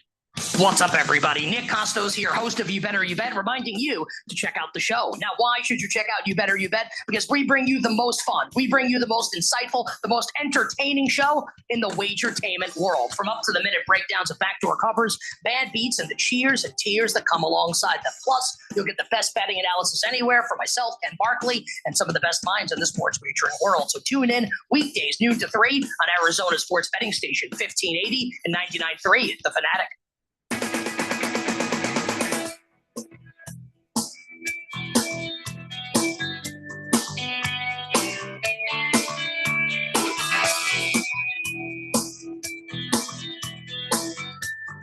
Stay Blender here on 1580, The Fanatic. So I'm over here worrying about, my fantasy football team, worrying about my picks, worrying about my Colts. And turns out what I should be really worrying about is wildfires started by electrocuted birds falling out of the sky. To be honest, that's a hazard I didn't realize that I now have to be afraid of as well. It's a new thing. I mean, I can't, it can't be a new thing because we've had high power lines and dry brush for as long as I can remember, but they're saying that more than ever, the birds, are landing on these power lines, getting shocked, and then they fall off the power lines, and then they hit the brush, and they're finding these flaming bird carcasses just starting wildfires. It is a little terrifying. How dumb are these birds? Oh, birds aren't smart. Yeah, I guess so. Like crows and ravens are kind of smart. Everything else is just. I don't know what you can do to stop this. I mean, you have to put like a plastic cover on every single line out there, but I don't think you can do that. I don't think it melts or something. I think it would cost a lot of money because you'd have to do it for the length of the entire power line. Taylor Barnes, the biologist who works for a utility company, he's just basically, sometimes they burst into flames. They just fall dead. Not every bird that's electrocuted will fall to the ground and start a fire, but a bunch do. Yeah. And you know how it is out here in Arizona. It's dry, and we do have birds, dry brush, and power lines. So makes things even worse is those caps that they have up there that attracts birds because insects will get in there and use them as little houses. So the birds are like, "Ooh, there's food in there." So they go, woodpeckers. Woodpeckers are dumb as hell too, by the way. Woodpeckers will go after. We got these the metal light poles outside the house. And the other day I was like, ding, ding, ding, ding, ding, ding, ding, ding, ding. I'm like, what the hell is going on up there? And I walk out and I see this idiot woodpecker just tapping away at the side of this metal. I'm like, it's not wood, right? Your beak will give out before the metal does. You should find wood. Yeah, I feel like your name. I don't know. I feel like maybe I'm dumb for yelling up at it. Maybe like, hey, that's not wood. Like the bird's gonna go, oh, thanks, man, appreciate it. I hadn't noticed. My neighbors, what they must think. So now we got to worry about flaming birds starting brush fires. Fantastic. Yet another hazard for this world that we live in. Fantastic. 888-368-1580. Mrs. Wilbur says, okay, damn it, trade Matthew Stafford to Carolina. What are you talking about? No one is being traded anywhere. The Rams are not trading Matthew Stafford. Choro says, I just got honked at and yelled, go Chiefs. Awesome. Never thought I'd see it. You sure that's what they yelled? T-Licious says, Lamb Chops will be 0-3 after the Niners bounce back and kick their ass next week. I do think that the Niners are going to be pretty angry, and the Rams are very vulnerable right now. Well, it's probably going to be like this knockdown, drag-out game because Niners missing some talent, Rams missing a lot. I don't know. Probably right, T-Licious. I don't know about a colossal ass kicking, but I feel like right now off the top of my head, I'd pick the 49ers on that. Lost Toby says birds aren't real. That is deep thoughts. Hamilton Porter says biggest story from the Cardinals game, cotton candy burrito, AKA diabetes on a plate. Oh, did you try it? Did you try it, Hamilton Porter? We saw it and they can keep it. I'm sorry. That's my blood sugar went up when I looked at it. I had to explain to the little girl, right? Because the wife grabbed some Bosa donuts the other day. And for me, if I eat a donut, I'm done for the day. I'm just like useless. The sugar coma is too much. So like the next morning, the little girl's sitting there and I'm like, hey, you want one of these donuts? And she's like, sure. And I said, just enjoy it now while you can. Because when you're a kid, you eat a donut, you're like, and, but then for some reason, when you get older, you eat a donut and you're going to need 6 naps. And she didn't understand that. And I said, I'll be honest, I don't either. None of us gets it. But just enjoy donuts I could eat all of them when I was a child. Now, one is a risk. Ugh. Every now and then I have a chocolate bar because if I can't eat sugar anymore, it just kills me. I gotta sleep. Hamilton Porter says, I'm with Keon. They should hand out insulin with it. Seriously. Little syringe right there. Just because you're going to put somebody in a state. I mean, you put the thing in the middle of the plate. One side, you got one of those little self injection things of insulin and also a self injection thing of Ozempic. Just be ready for both. That's all. CK says, you mean to tell me mechanical birds the government deployed to spy on us are finally malfunctioning?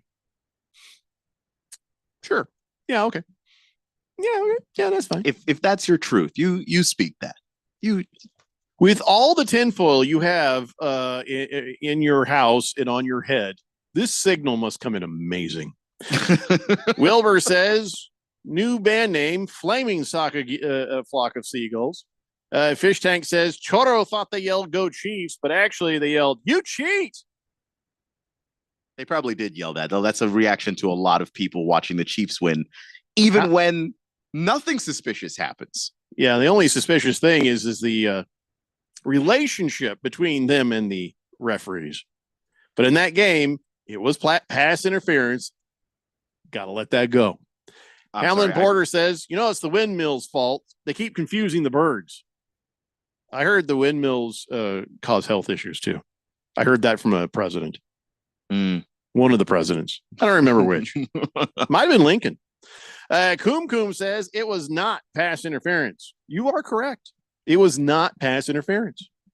Many other times the Chiefs have gotten either non-calls or friendly calls, but not that time. Lost Toby says the Ravens are going to go 0-3, and that's when you bet on them to make the playoffs. when the odds of them, when the odds are so much in your favor, that'll probably pay 3-1. That sounds legit. Yeah. Walter Mellon says, hey, Jeffrey, can I get yours or Keon's email address? No.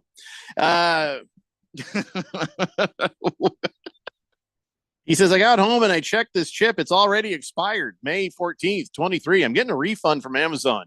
I can order another, or we can call it off. Either way, if we want to proceed and make it a thing, I'm game to order a different one. Well, I'll be obviously get your money back on that. By the way, how much is that? How much is that chip? I'm curious. Is it a single chip? Yeah, yeah. Oh, wow. So how do we do this, Keon? I don't think I'm going to have a special remote broadcast just for this. We just invite Walter Mellon down to the studio. I mean, I guess we have a YouTube. I mean, you could just watch it on there. And I'll just make sure I have a glass of milk handy. So, are you going to make him mail it to us? I have no idea. He could come down and bring it to the studio, and then I guess watch the results of what he's orchestrating here, which is apparently my death. How about this, Walter Mellon? You get your money back. Give me the link at my email address, blender@1580thefanatic.com. I'll buy it. I will buy the chip, and I'll give it to Keon. So that way you're not put out of you're not put out of money or inconvenience. That's going to be our most watched video, I'm sure. I'm sure. That depends. Maybe. Just because of the possibility of just absolute disaster. So, all right, tell you what. I'm going to put my email into your text message so you can don't have to write it down or anything, Walter Mellon. And there it is. I just sent it to you. Blender@1580thefanatic.com. That will work for this. Just give me the link and save your money. I'll take care of this. Hamlin Porter says, ask Keon, but the officiating in college was infinitely worse on Saturday than it was during the Chiefs game. It was not good. Was there a certain conference that it was really bad for, or was it just across the board? Just felt like across the board to me. Yeah, they're just some very bad blown calls. Well, we're about to talk about the standings of the Big 12 and the AP Top 25. We're going to get to that here in just a minute, guys. Let's see. Cliff Dingleberry says, I did the one chip challenge with my brothers. Worst mistake of my life. You sure you want to do this, Ken? You do brag that you're a hot spice eater. I saw you tweeted something. What happened on the? Oh yeah, I went to a Thai restaurant today. That was today. Yeah. And they ask you what level do you want? Thai hot is the highest level they can give you. So she takes the order. She goes back. The chef comes out of the kitchen and says, "Are you sure you want Thai hot?" I said, "Yeah, I've had it before. I've eaten at this restaurant before." So they bring it out.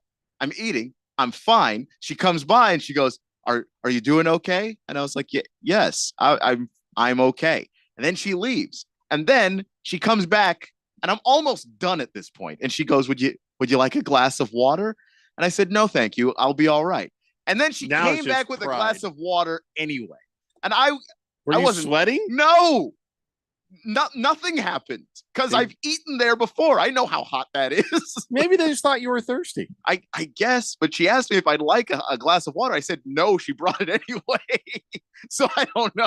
Yeah, she didn't really hear you. But yeah, I mean, yeah, it's just I got 4 checks about whether or not I actually wanted to eat this. Well, they've probably come across other people who don't have the palate you have.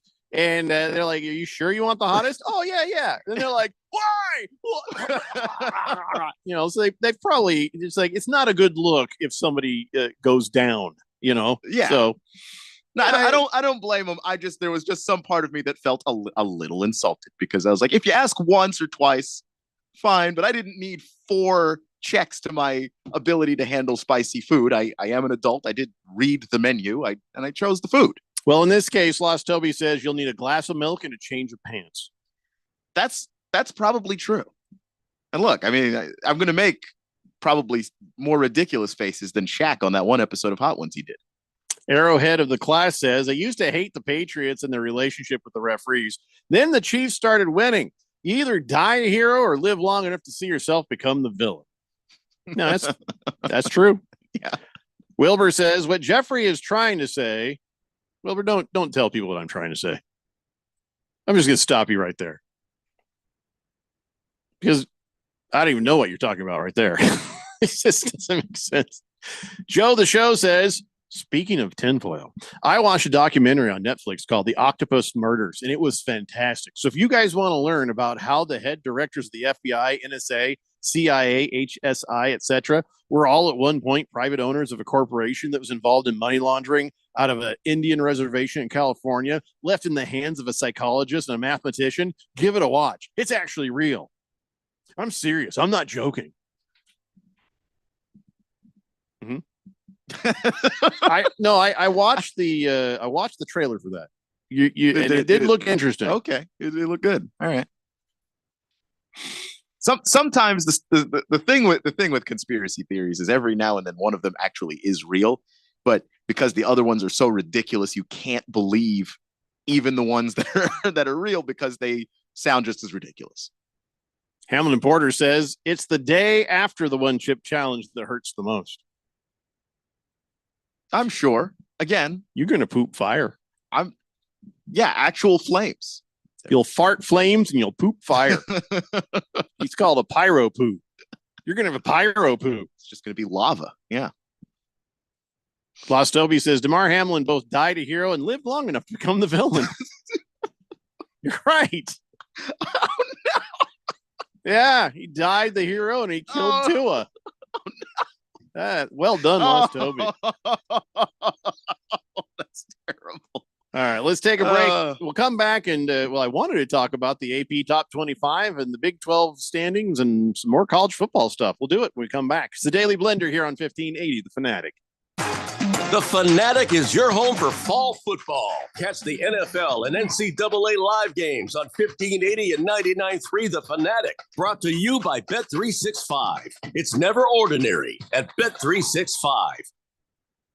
Life insurance. Why are you putting it off? Can't afford it? Too much hassle? Think you don't need it? There's lots of excuses for putting off life insurance. But if you weren't there, who would pay the mortgage and other bills? With Ethos, you could be covered in 10 minutes and boom, family protected. Ethos, fast and easy online term life insurance. Up to $2 million in coverage with no medical exam. Some policies as low as $1 a day. Answer a few health questions and get your free quote at getethos.com.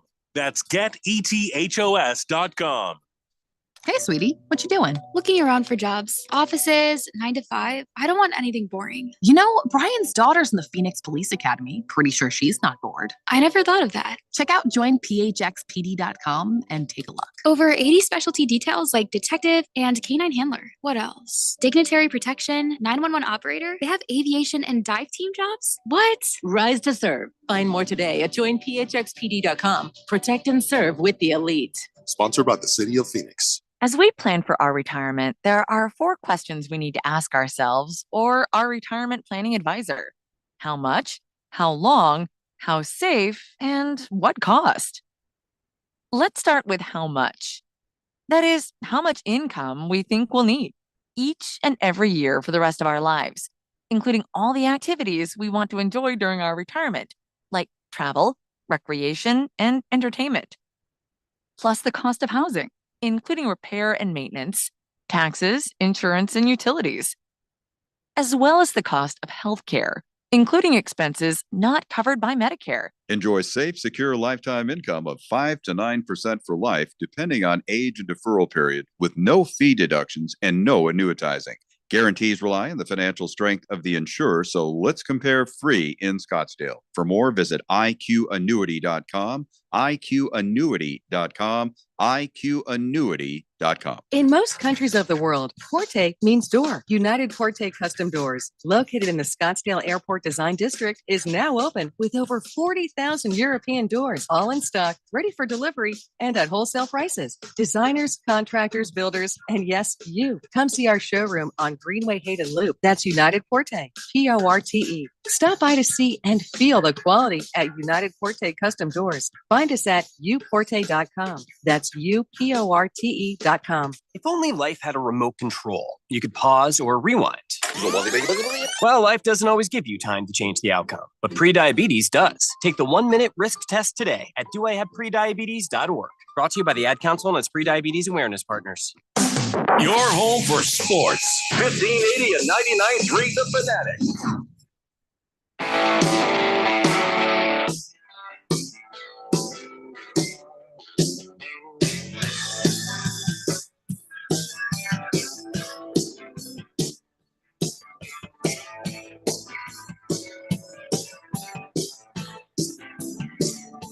Double-A Blender here on 1580 The Fanatic. So it's football season. It's college football season. It's the NFL season, and just all kind of football happening. And listen up. Let me just tell you that BetUS is offering you things that other sports books just simply don't offer. I'm talking crypto, okay?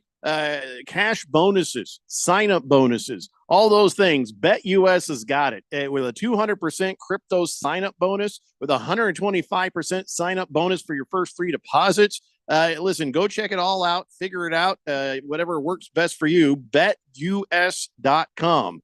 That's right. Get started today at BetUS.com, or you can give them a call at 1-800-MY-BetUS. That is BetUS, where the game begins. All right, so college football right now, the AP Top 25 has been released, and oh no, Arizona's not on it. Oh no. Yeah. It's funny that the day after ASU goes down 21-7 in a game and then comes from behind to win it, Arizona goes down 21-7, but they don't come back. Oh no. Feels good. Just now, I don't see us on the rankings. No. Are they still higher ranked than ASU, or did ASU pass Arizona on the unseen rankings? They didn't pass them, but ASU did get some top 25 votes. They got 3 of them. Arizona got 15. But I think that's to be expected because they had a lot of the expectations going into this season. They do have like NFL caliber talent on that roster. So it's hard to believe that all of a sudden this team can't play football like this, except that I think coaching matters a lot in college football. And when your coach just leaves, I know a lot of you Arizona fans were saying this summer while I was laughing at them that it's okay. We've got talent. We're going to be fine. But coaching matters in this sport. And you don't have it, you're going to regress. And that's what's happening. Like, they shouldn't have lost that game talent-wise. Got to feel good to see your team, the Texas Longhorns, make the top spot and take it away from Georgia. Yeah, I'm not going to lie. The first time I saw the list came out and I saw Texas at number 1, I stopped reading. I saw everything I wanted to see that day. Fair enough. No, that is fair. That is fair. Not a whole lot of movement throughout the top 25, except for who fell out and who fell in. You got any thoughts on the people that they brought in and the people that got taken out? Any controversies there? Or are you like, no, that's all looks good to me? I mean, inside the top 25, really nobody got in. I mean, Ole Miss, Alabama, Ohio Somebody State. had to get in for Arizona to get out. I mean, okay, I meant the top 5. My bad. The top 5 stays about the same. Obviously, with Georgia and Texas swapping spots, but that's about it. Georgia looked really vulnerable. That's something that really stood out to me, is that team that has been felt like a juggernaut this entire time. They're still Georgia. They're still going to win a lot of football games. They're still going to be a very difficult team to beat. You go into Athens, I don't think that you can chalk up a victory there, but that's a vulnerable Georgia team.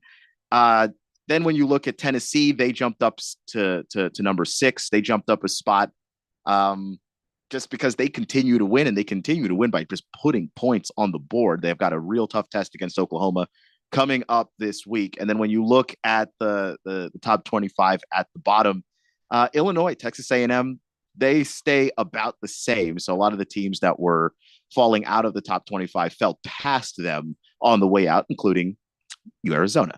And then Northern Illinois, fresh off of their Notre Dame victory, 2-0, they move up. So they kind of replace, How did Notre Dame move up if they lost? Let's see. Because Notre Dame won the following week. So Northern Illinois has only played 2 games. Notre Dame played 3, and in that third game, they were able to play Purdue. They beat Purdue 66-7, just routed them. So kind of proving, okay, that maybe that game was a little bit of an aberration. Maybe it was a little bit of a fluke, and you can still bank on Notre Dame to be a quality football team. I've been really impressed with a few teams that maybe didn't move too much. I'm still very much impressed with Ole Miss and what Lane Kiffin is doing there. Jackson Dart looks awesome at quarterback. I just think that Ole Miss is, I don't want to say they're necessarily getting overlooked or slept on or anything like that. I think people are aware of how good they are, but it does still feel like one of those years where that just everything is hitting right for them at the right time. And in a tough SEC, yeah, the Ole Miss, the Rebels doing their thing. So I'm those are the things that stood out the most to me when I was looking at the top 25 teams this weekend. Hamilton Porter says Tennessee being up by 35 and doing an onside kick is something else. I think it was 52-0 at halftime. It was evil. It was vile what Tennessee did. And then not only did they just beat up on Kent State, they tried to call it off the Dogs near the end of the game, and they just kept on scoring. It's like you move to your backup and it doesn't really matter. The yards just kept going for the Volunteers. That's a hard team to beat. Josh Heupel has built a Death Star of an offense. It's kind of scary.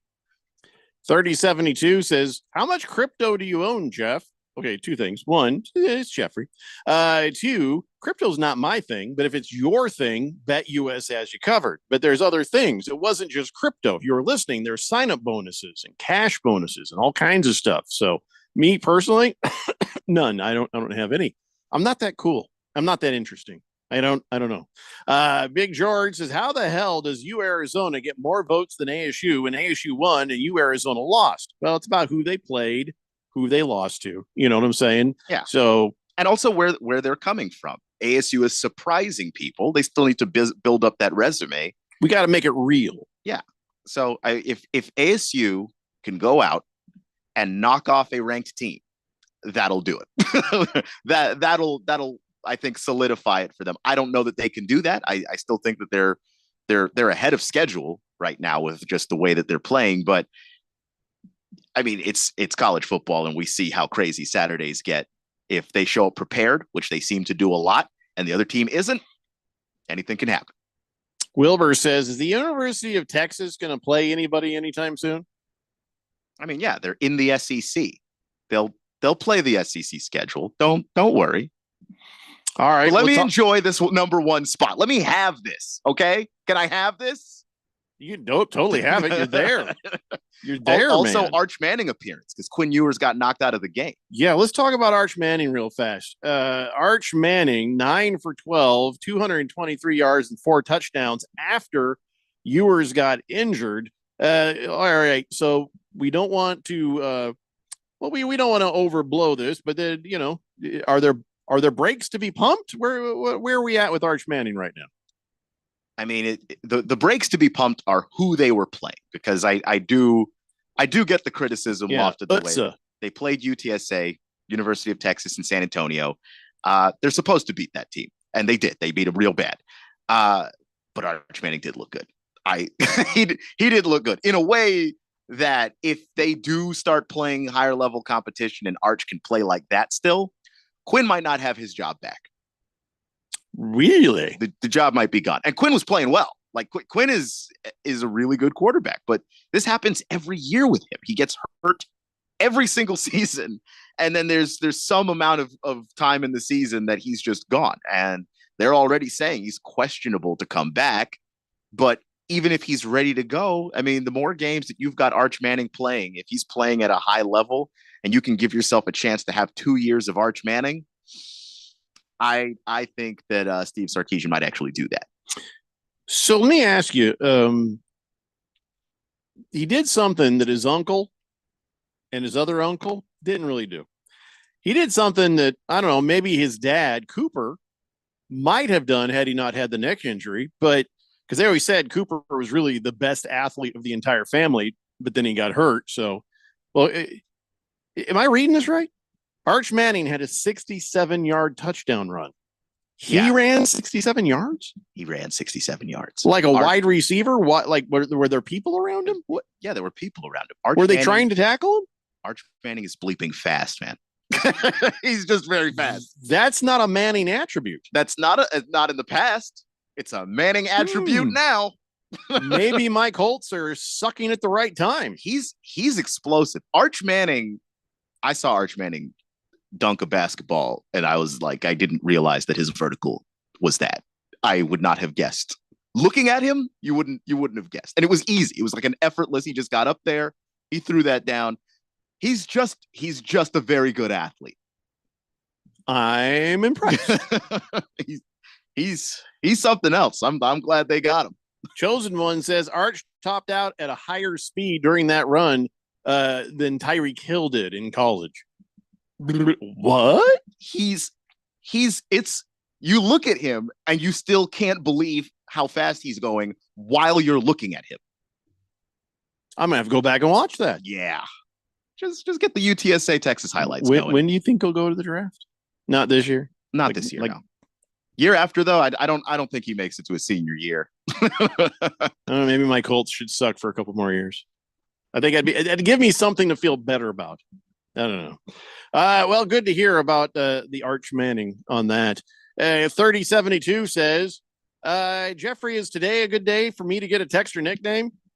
I guess so. Why don't you tell us some about yourself, your teams, maybe what you do for a living, just hobbies, things you like. Just give us a little more information, a little bio for you, 3072, and we'll see what we can come up with. Hook'em Hottie, who's also a Texas fan, says, yeah, I'm impressed too, she says. He looks good. He looks really good. Kyle G says, fastest guys in the field this week were a Ref and a Manning. Sentence you never thought you'd hear. Not in your entire life. We're having a lot of really great texts today, and that was one of them. Well done, Kyle G. Mm-hmm. My computer's doing weird things. Tia says, 3072's Texter nickname should be Crypto King. It's spelled Keon. So I finally got it. Well done. Yes. We always get there eventually. All right. So we talked about the AP Top 25. We talked about future Colts, Arch Manning. I can dream. You're allowed to dream. Yeah. It's more likely future Bronco, the way things are going over there. But I'm 0-2. They're not. I don't know. Anyway, when we come back, I want to talk a little bit about the Big 12 standings. And we have a few random sports things to talk about. But then I got nothing but NFL left. We will do that when we come back. Everybody, let's see.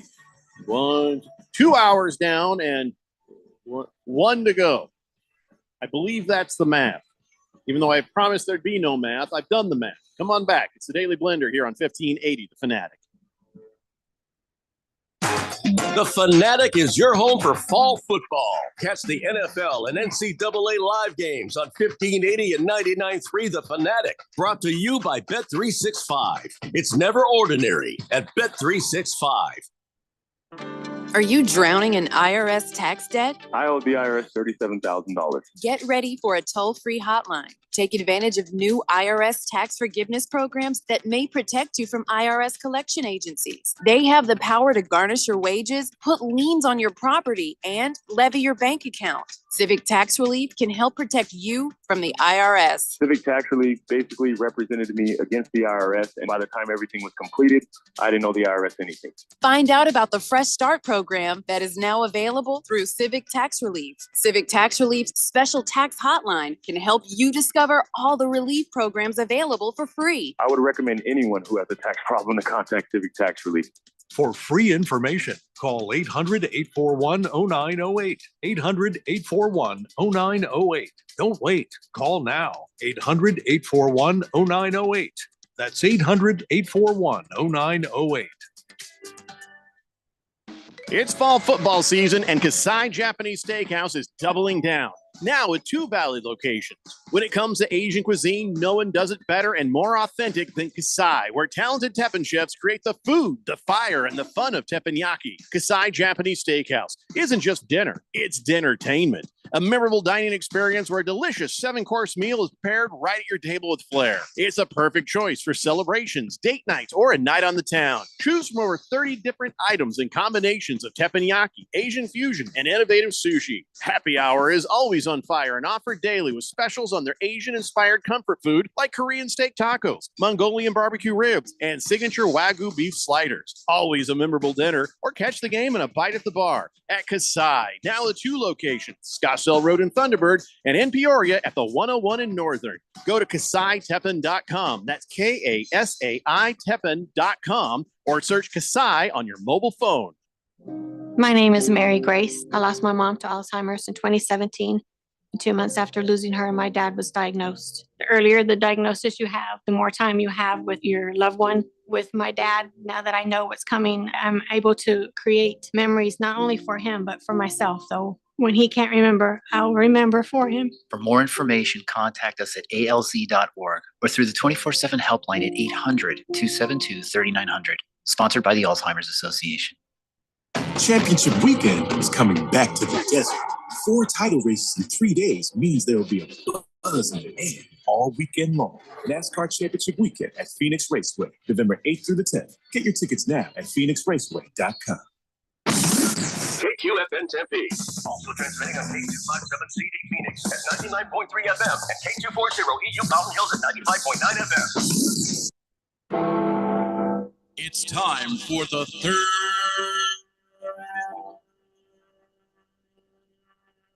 hour. All right, people, settle down because it's time. Time for what? Showtime. When does it start? Right now. 3, 2, 1. Let's get on with the show. Let's do it.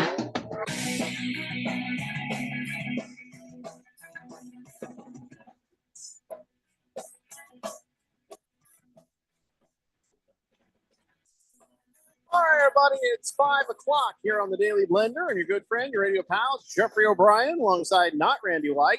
Hopefully he'll be back soon. We got Keon Rose in the control room, and you guys are on the Fat text line, 888-368-1580, broadcasting live in the Harmon Solar Studios in Scottsdale. Oh, special program note. We ain't going to be here tomorrow. That's all. Anyways, no, we're not on tomorrow, and it's let me just say it's none of your business. When the Daily Blender is forced to show up to a tribunal, well, you don't need to know why. Hey, so that's all there is to say about that. Don't even ask us questions. We're not answering. You can make up your own ideas. We will answer them at the tribunal, but it's well, we have to answer those. Yeah, but not here. We're not your questions. It's other people's questions that have to be answered. So, anyways, 3072. I don't know if I'm supposed to read the stuff you told me to help make up your texture nickname. But I think it's all right. He says, "I'm married. I have 9 kids." Well, you've told us what your hobby is. I work in defense. I like to travel. I like to shoot guns. I like to read books. I like the Houston Texans, Pittsburgh Steelers, Pittsburgh Pirates, Pittsburgh Penguins. You got 2 football teams in there. Which one is your team? Because you can have a team and then like an affinity for other teams, or like a soft spot for another team, but you got one team. Tell you what, the word shooter has to be in there because he's got 9 kids and he likes to shoot guns. So definitely, we already know you like shooting things. He said he works in defense, so that all 3 of those things lean shooter a little bit. Yeah, I'm getting there. Joe the Show says, I'd like to nominate 3072 nickname as Jeff Warren. I'm not following that. You following that? I am not. You're gonna have to explain that one. Hold on. It looks like I have to Google somebody, except for my computer's freezing up on me. Hold on here. Canadian author and meditation teacher. The author of Head Trip, Adventures. I don't understand this at all. Hold on a second. Yeah. Do I sound tired? Oh, my wife just brought me some applesauce, which I like the applesauce. But she says, oh, that's always a good source of energy. So I was just wondering if I sounded tired on the air. So Jeff Warren, is there some news about him? He just looks like a guy who's really about educating people about mindfulness and meditation. I'm not understanding the connection here. Jeff Warren, the Mormon with the big family, LMFAO. From a TV show? That's Warren Jeffs. Dude. And that's a criminal. No, we don't want to. No, that man is a pedophile. We're not going to compare our new texter to Warren Jeffs. What are you doing? No. What? Boo. No. Stop. But Please. honestly, for this show, on brand. On brand, but like, Yeah. if we're giving out texter nicknames, we can't give him that one. That's not fair. Swazman says, Jeffrey, what's your big NFL pick of the week? Oh, you know what? I'm so depressed. I haven't even looked at it. Keon, college pick of the week. It's not time for that yet. He does that on Friday. Yeah, I give you a few. I mean, at least the ones I'm picking. I don't know. George says, what? No show tomorrow. What am I supposed to do? Well, there's podcasts. Go listen to other shows and remind yourself why you love this show so much. Eye Candy says, hi, Jeffrey. Hi, Eye Candy. He says, Nebraska football has 3 wins, 0 losses to the season so far. They play Illinois on Friday. Please break down your analysis of the game and let me know if my Huskers have a chance to win. Well, I see. I'll actually turn that over to Keon because college football is his jam. In fact, he does Keon Rose's college football dance party every Friday at 4:20. So, Keon, what are your thoughts on Nebraska football playing Illinois on Friday? Yeah, 3-0 teams. I'm looking forward to this game a lot. Bobo, you're supposed to tell him to mind his own damn business and come back on Friday. Yeah, we'll come back on Friday because the But game if is. you want to tell him, go ahead. That's fine. I mean, I'm leaning towards Nebraska. That's what I'll say. Nah, I shouldn't have interrupted. If you want to go ahead and do this, go ahead. I mean, I just really, I'm a big fan of. He asked nicely of Dylan Raiola, the quarterback in Nebraska. That guy's. But he wanted to break down an analysis of the game. You just going to wait on Friday, or you got some for him now? Well, I mean, I'm just going to give you the quarterback is the reason why I'm leaning Nebraska, and then I'll give you the full breakdown Friday. There you go. Little compromise. There you go. 3072 says, I am not Mormon. I'm Irish. I'm Irish buffet Catholic. I gotta work the word shooter in there. The word, you know what I'm saying? Yeah. Because how could you not? I mean, I don't think we get away with calling him DNA shooter. I don't think so. Something shot. Bullseye. We could call him Bullseye. Oh, it's not Bullseye bad. says, what do you think of that? Call you Bullseye because you like to shoot guns and you got 9 kids. So obviously you know how to hit your target. Mm-hmm. 3072 says, sounds like he has a case of the Ralphs. He has 2 favorite NFL teams. Yeah, I'm still kind of hung up on that part. Well, the thing is, are they in the same division? Because that's the Ralph thing. Is the that Steelers and the Texans? No. I mean, Yeah, what's the story on that? I mean, you got all the Pittsburgh teams, and then you threw in the Texans. Maybe a move to Houston at some point in life, and they ain't been good in forever. I mean, just now they've started getting good. Yeah. So, but if you move to another city and adopt another team or whatever, I mean that happens. Cardinal Art says, excuse me, shooter 72. 7 + 2 = 9. He has 9 kids. Apparently he has a hell of a shot. We're not going to call him shooter because we already have a shooter McGavin. I think Bullseye. Doesn't Bullseye sound like just a good name? I don't think we have a Bullseye. We don't have a Bullseye, and Bullseye sounds like an awesome name. Yeah. So let me know if Bullseye works. Bear Claw says his nickname should be not shooting blanks. Yeah, that's pretty good, but a little bit clumsy. Yeah, that's a whole sentence more than it is a nickname. Fecal Mist says, how about Kumquat? Hilarious, but I don't think that Radio Ron's going to let it go. Kumquat? No, why not? There's nothing you can say. Kumquat. You can. It's just it's an odd thing to eat. It is an odd thing to eat. Have you had a kumquat? Not in a very long time. So you have had one? Yeah. They're weird little. They're odd. Like oranges? What are they? That's a good point. They're just strange little citrus thingies.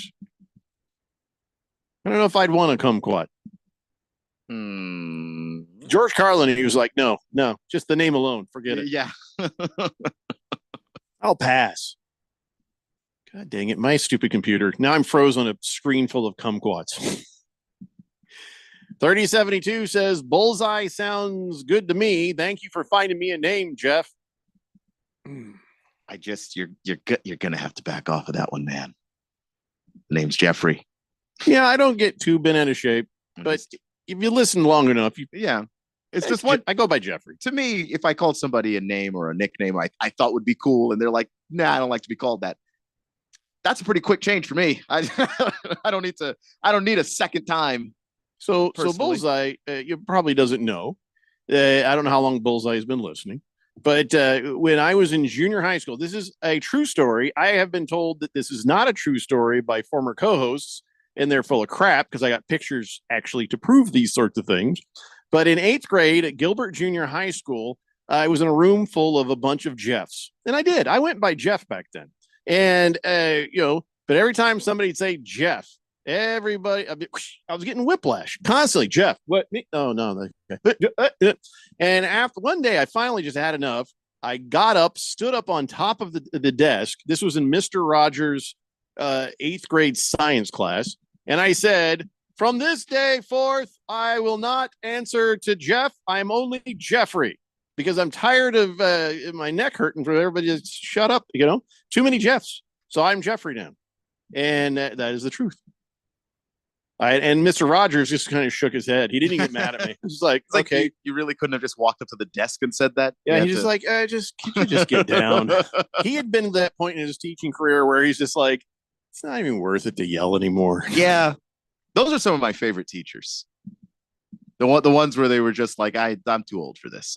You know what? If you want to scream all class long and not learn anything, that's really on you. I got this lesson planned, but I can go out to the truck and smoke. That I've done it. Yeah, Mr. Rogers at that time at Gilbert Junior High back in 1983, whatever it was, 84.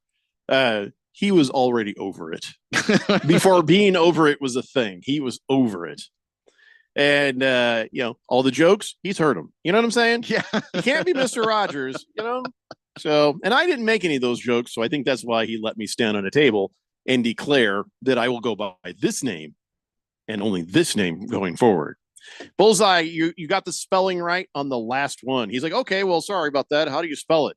Well, just go to 1580thefanatic.com. You'll see it right there. But you actually got it right on the last try. Cardinal Art says, just call the new guy Philip I Don't Miss Rivers. It's not bad. Philip Rivers, another shooter. Amaya D, that's pretty good. The Baby Maker.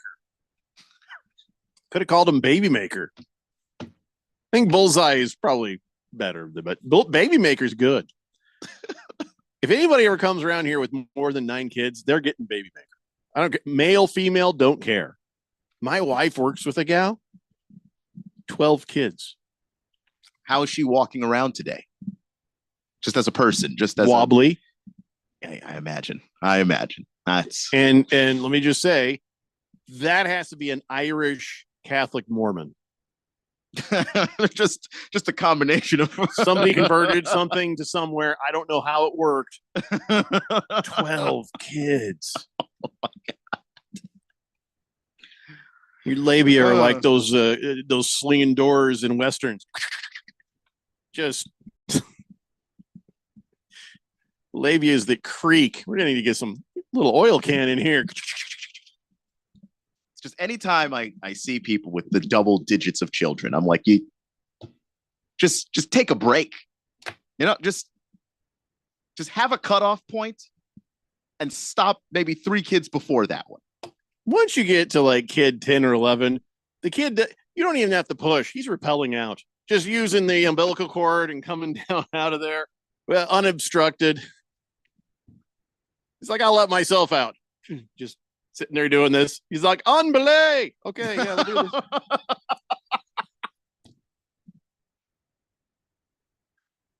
It's not even any need for drugs at that point. Oh no. Swazman says, Jeffrey, remember, Keon goes by. I'd love to read you the rest of this text. There it is. Many names, like Leon Beyond. My brother's name is Jeff. His first son is Jeffrey, also like you. Who called you Leon Beyond? I've never heard that in my life. No one has ever called me that. And to be clear, people have called me Leon before, as well as every other name that rhymes with Maybe that's what he means, Leon and Beyond. Although he did But- spell your name right when he first said Keon, so he gets points for that. You do get points for that because almost nobody gets that one right. But no one has ever called me those things. What the hell are you talking about? Eye Candy says Jeffrey 3072's nickname. Well, he's Bullseye now. Should be egg sighted. It's not bad.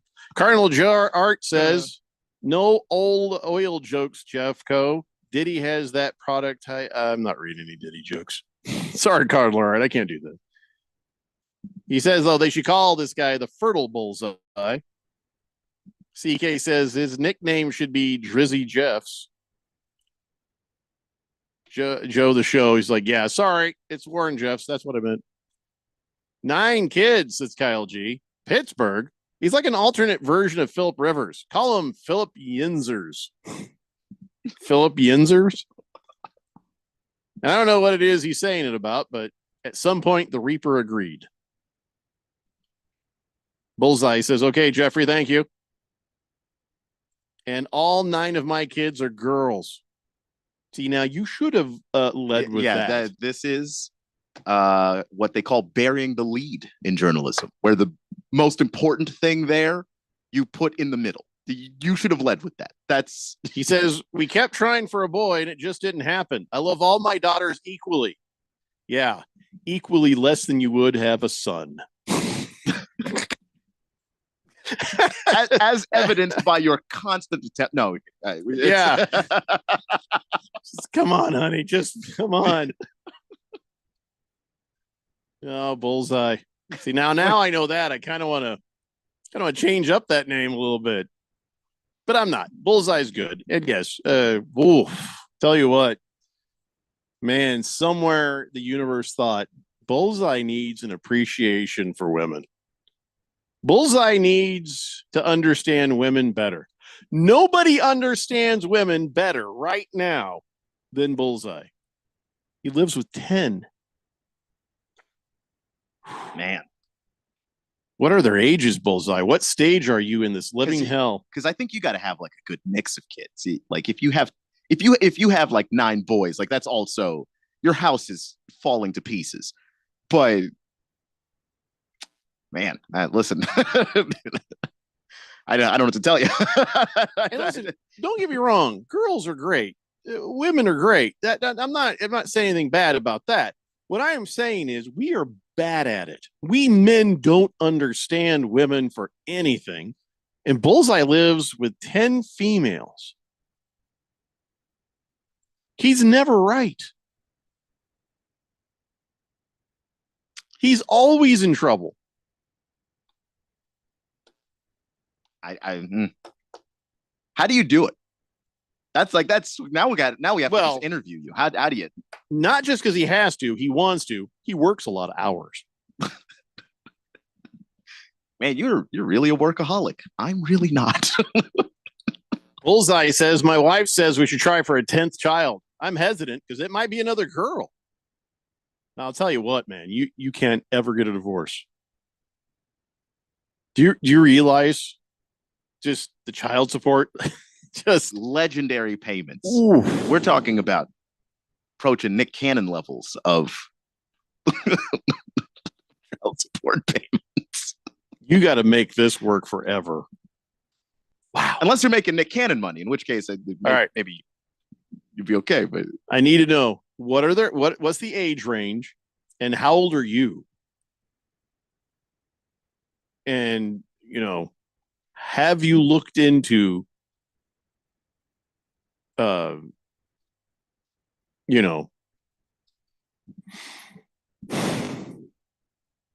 getting with the marshal's office and going into witness protection?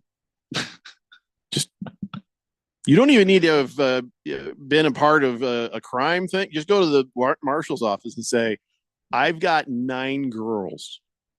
My favorite part of that, though, was that he was like, my wife is trying for a 10th and I'm hesitant. My answer would be an automatic no. It's a credit to you that she wants a 10th from you, and that she will let you touch her ever again. He said, so the age range is from 3 to 21. And you've got 4 4 girls towards the end of those that can help take care of the other ones. So I guess you've covered the overhead and you've got help, free help from the 21-year-old, the 18-year-old, the 15-year-old, and the 13-year-old. Cannot imagine. I have never meant this more than right now. Couldn't be me. Bullseye just brought this show to a halt. I can't think of be anything me. else now. Couldn't be me. That is, there's somebody out there that wants a daughter that has 9 boys. And that's the universe for you. He's 44. His wife is 41. He says, if we're going to do this, it's going to have to be soon. Maybe don't. It's gonna maybe adopt a son. Just, there are boys that already exist out there. You could just bring one into the family. Get a rescue. Just go on down and pick one out. Somebody you can go fishing with. Listen, it's your life. Do what you want. Hamilton Porter says he could just do the snip. He would have done that a long time ago. Man is determined.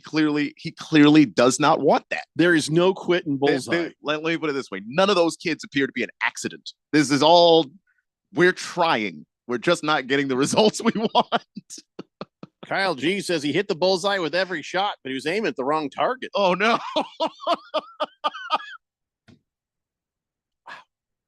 Cardinal Art says, I got 2 girls and 1 boy, and those 3 women drive me crazy. Woo! Spidey-Mon says, 9 times. 9 times, Ed Rooney. It's like when we talk about just some teams in the NBA and you lose a game and then you realize they shot 12 threes to end the game and didn't make any of them. At what point do you stop shooting threes? You know what I mean? 9 times for a boy. At what point are we just not shooting threes anymore? You know? Einstein's definition of insanity. We've all heard this. Yes. CK says Philip Cromartie. Philip Cromartie. Nick Cannon, Philip Cromartie, Phil Rivers. Seems like Phil's do this quite a bit. Yeah, the thing with Phil Rivers, though, is that Phil Rivers, that's one wife. Phil Rivers is more like Bullseye than anybody else mentioned there. Hamilton Porter says, dude, going to have more child support than Sean Kemp. I Candy says, well, Jeffrey, I know what Bullseye is going through there. I have 8 kids, but I got 3 boys and 5 girls. Giddy up. Which to me, it's like it's at least balanced a little bit. You know, I Candy, are you Mormon? There should be a play date. That's still too many kids. Get Eye Candy and Bullseye's kids together. I don't think I ever want that many children anywhere near my existence. Just that's too many. Amaya D says, poor bastard. Bullseye says, my eldest daughter is engaged and she wants to have a ton of kids too. I have a feeling I'm about to have a ton of grandkids and great grandkids. I feel like we got to get him out of the country. Well, listen, I'm sure he loves all of his girls. That's the thing. Sure, it's like you know, you have your kids. They're there. You love them. They're yours. But that's too many of them. He must make a lot of money. Yeah, I don't know how you afford this. You have to. You have to. There's no way that you're on a small salary with 9 children. There's just probably gathers them all up. 9 of them says somebody's got to start a YouTube channel, not OnlyFans, YouTube channel, and it better be good. So you get on the TikTok, get on the YouTube. Somebody better start making money around here. Then have special blocks, on the internet so they don't get the wrong ideas. Hamilton Porter says, my best friend is one of 7 boys. I think his parents finally just gave up. By the way, 5 years ago today, Mike Leach gave the greatest press conference of all time. Which Pac-12 mascot would win a mascot fight? I love that. I wish I'd known that was coming. We'd have got the audio for that. I don't know if we can find it. Maybe we play that tomorrow. You think you could find that and maybe play it tomorrow, Keon? Well, oh, that's right. We're not on tomorrow. Thursday after the tribunal. We Friday. can find it, though. It's on YouTube. Let's go for Friday. Yeah. But see if you can get that for us. Yeah. Let me know. Tioa says, I think Bullseye missed sex ed day. Are you kidding? He gets an A++ for it. He nailed it. He was not, because again, no accidents appear as from Bullseye's description. It doesn't appear as though there are any accidents here. This is just his choice. Him and his wife, they chose this. Kiss the Cook says, I've had my share. I parented 50. I don't believe you. Yeah, that's just, come on, Kiss the Cook. He says, yes, 50. I don't believe you. You might have you don't get been to count, a foster parent or something. You don't get to count foster children as all of the kids that you've raised. And your next text better not be that I know of. Yeah, because you'll be done for the day, sir. We will throw a flag, we will blow a whistle, and that'll be it for you until. All I was really trying to do was talk about the Big 12. And then that well, that's the thing. It's like when you hear, oh, I've got 9 girls. We kept trying for a boy. There's no way you can talk about anything else.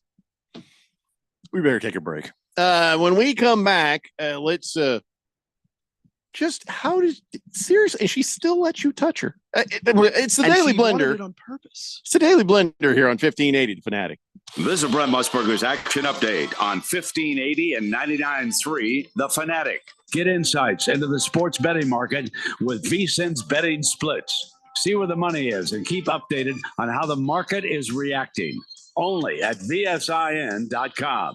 Now, here are the latest lines from my guys in the desert. NFL Thursday Night Football to start week number 3. Aaron Rodgers and the Jets hosting the New England Patriots at MetLife Stadium. Both teams are 1-1. The Jets opening up as a 6.5-point favorite, -105 against the spread. The Patriots, coming off an overtime loss to Seattle, are -115, getting the 6.5 points. On the money line, the Patriots are +230, while the Jets are -230. Over-under is at 37.5. The Jets are the second best betting favorite to win the AFC East at +270. I'm Tony Desiri with your VSiN Action Update on 1580 and 99.3 The Fanatic. Hey, football fans, Michael Vick here. They say I transformed the quarterback position. The fastest ever, the strongest arm, the most rushing yards. They call me a game changer. I say BetUS.com changed the sports betting game. It started 30 years ago with the industry's biggest bonuses, and they haven't stopped. This football season, get a 125% sign-up bonus on your first 3 deposits. Join me at BetUS Online Sportsbook and Casino, BetUS, where the game begins. Wake up. Breakfast. And Nature Made vitamins. Whatever your morning sounds like, Nature Made fits right in. Whether you're looking for vitamin C or a multivitamin to get key nutrients, we've got you covered. Now that's a good morning. We take care of you so you can take on your day. Start your day with Nature Made, the #1 pharmacist-recommended vitamin and supplement brand, based on a survey of pharmacists who recommend branded vitamins and supplements. Let's say you've got questions. You're looking into solar, but you don't know where to start. Well, Harman Solar has the answers. Hi, I'm Jeffrey O'Brien, and listen, there's a couple of ways you can go here. 1, visit harmansolar.com, browse around, because right across the page, they got links to all sorts of great information, like frequently asked questions, equipment, tax credits, even testimonials. Or just give them a call, 800-281-3189. Ask them directly. They'd love to hear from you. That's 800-281-3189, or just go to harmansolar.com. I'm still going for it, even with higher stroke risk from atrial fibrillation and a regular heartbeat not caused by a heart valve problem. Over a 3-year study, Eliquis apixaban tablets reduced stroke risk better than warfarin, and over 97% of Eliquis patients did not experience a stroke. A first stroke occurred in 2.9% of warfarin patients versus 2.3% of Eliquis patients. Don't stop taking prescription Eliquis without asking your doctor. It may increase your stroke risk. Eliquis can cause serious and in rare cases fatal bleeding. Don't take Eliquis if you have an artificial heart valve, abnormal bleeding, or antiphospholipid syndrome. While taking, you may bruise more easily or take longer for bleeding to stop. A spinal injection while on Eliquis increases risk of blood clots, which may cause paralysis, the inability to move. Get medical help right away for unexpected bleeding, unusual bruising, or tingling, numbness, or muscle weakness. Medications such as aspirin products, NSAIDs, SSRIs, SNRIs, and blood thinners may increase bleeding risk. Tell your doctor about all planned medical or dental procedures. Learn more at Eliquis.com or call 1-855-ELIQUIS.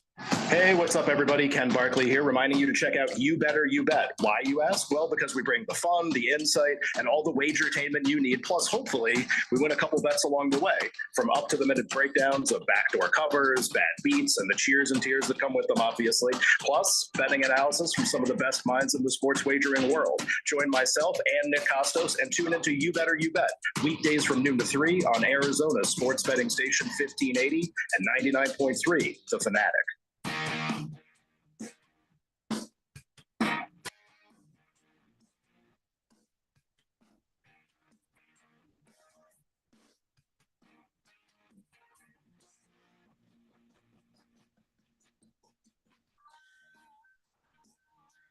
Dave Blender here on 1580 The Fanatic, and we'll let Bullseye have the last word on the whole 9 kids, 9 girls thing. He says, hey, having all girls is not a bad thing.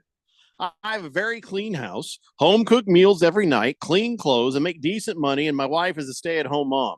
We were high school sweethearts, and we both worked at Blockbuster. Only woman I've ever loved beyond my mother and my 5 sisters. That is probably the nicest text I think we've ever had come through here. Yeah. That's a beautiful thing. Very, very wholesome. But again, not to get hung up on just one minor, 5 sisters. Mm-hmm. Mm-hmm. And you didn't think that just maybe no brothers? The reason the girls are just the result of you. I don't know. It runs in the family. You're the outlier in all of this. Yeah. But that being said, can I tell you what I'm hung up on though? You both worked at Blockbuster? Oh, you're both insufferable when it comes to movies. I bet. Dear God. Those are also my favorite kinds of people. So you go up to the counter, you got your movie, and they're like, oh, you're getting that?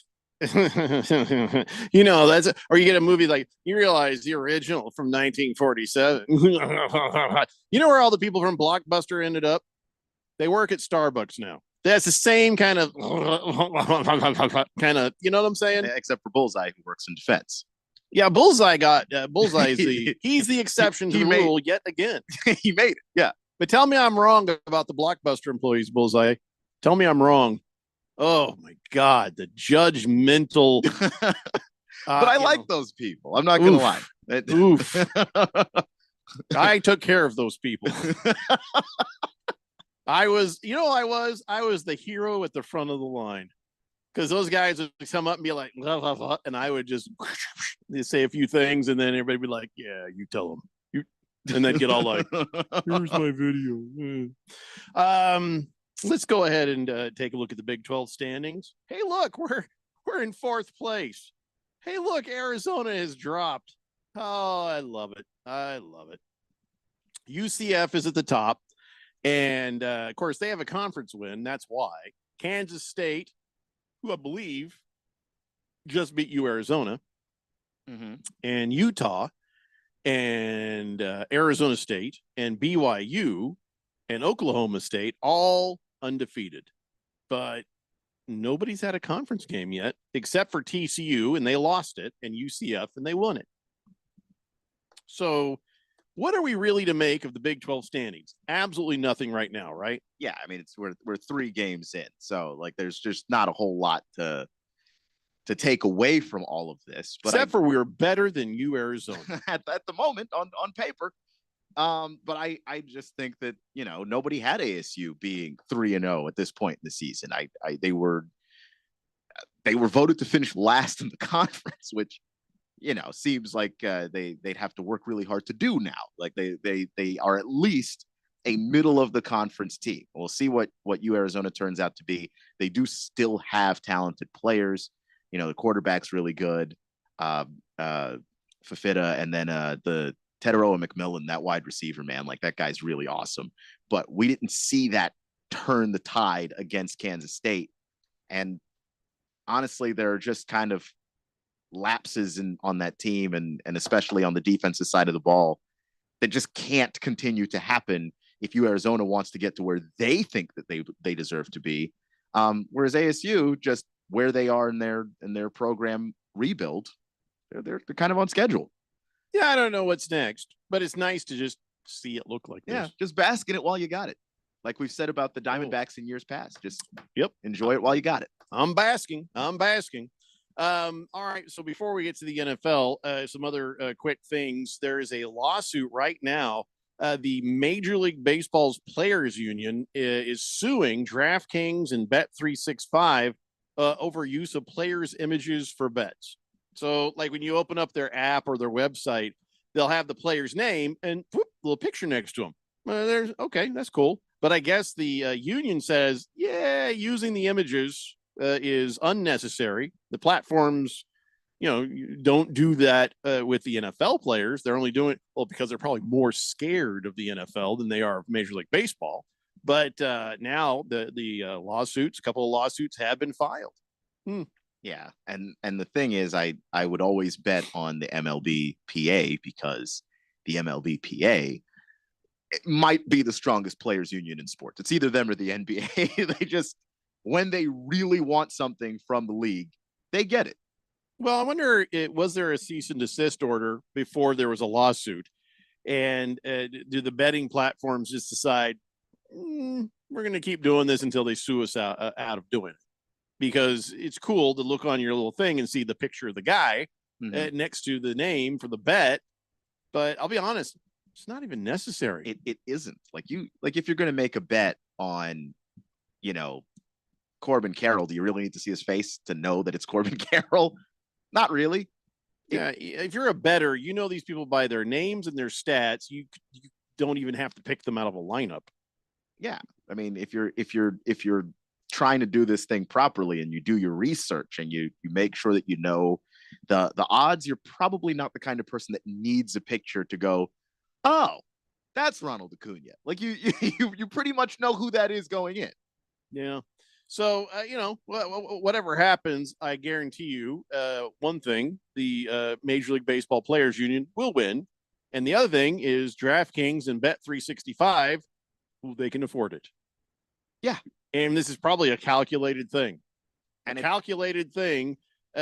Because they probably feel like at this moment there's more benefit than what they might lose. So probably. And the other thing too is if the lawsuit seems to be, getting to a place where they're not really, we're not going to win this, they could probably settle and well, I'm guessing they will settle. Yeah.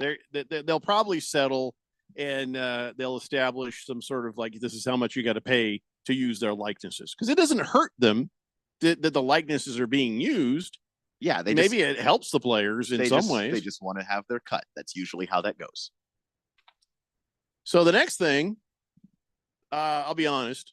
Yeah, I'm always surprised when there's a year two, but the UFL is coming back in March. March 28th, UFL returns. Big hairy deal. I will not watch a single game. Just like this year. Same 8 teams. They're going to play again 10 regular season games, 10 games on Friday nights, because Fox has other sports on Saturdays during that time. And I don't know. I mean, I'm surprised they're coming back after how bad the attendance was, how bad the ratings were. But like you put it, there's a contract for 2 years. They'll do 2 years. Yeah. And I mean, it's you're not competing with the NFL. It's after the NFL. You might maybe grab a couple of people who just miss football so much. Bored. But then you're going into March Madness time, or you're right in the mix of it. Yeah. Let me ask you about this. So the UFL, is that the first league that's made it to year 2 of all these recent, like the AF didn't make it. XFL didn't make it. Well, the XFL and the USFL merged to become the UFL. USFL didn't make it. So no, I'm saying but individually, they did not make it. Yeah.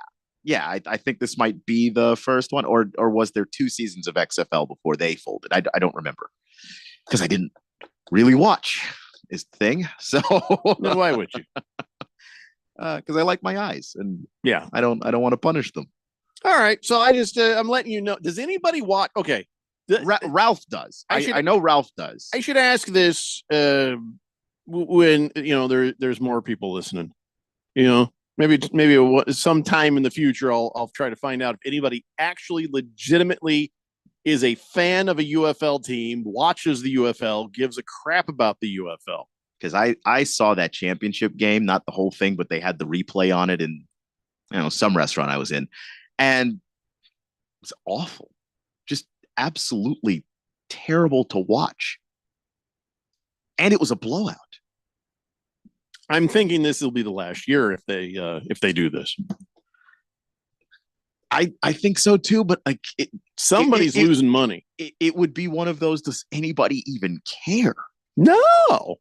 It's like, who would miss it? Like that's what I'm trying to figure out. That's why I'm asking if anybody listening watches. Yeah, because I can't even. I don't know the person who would miss that.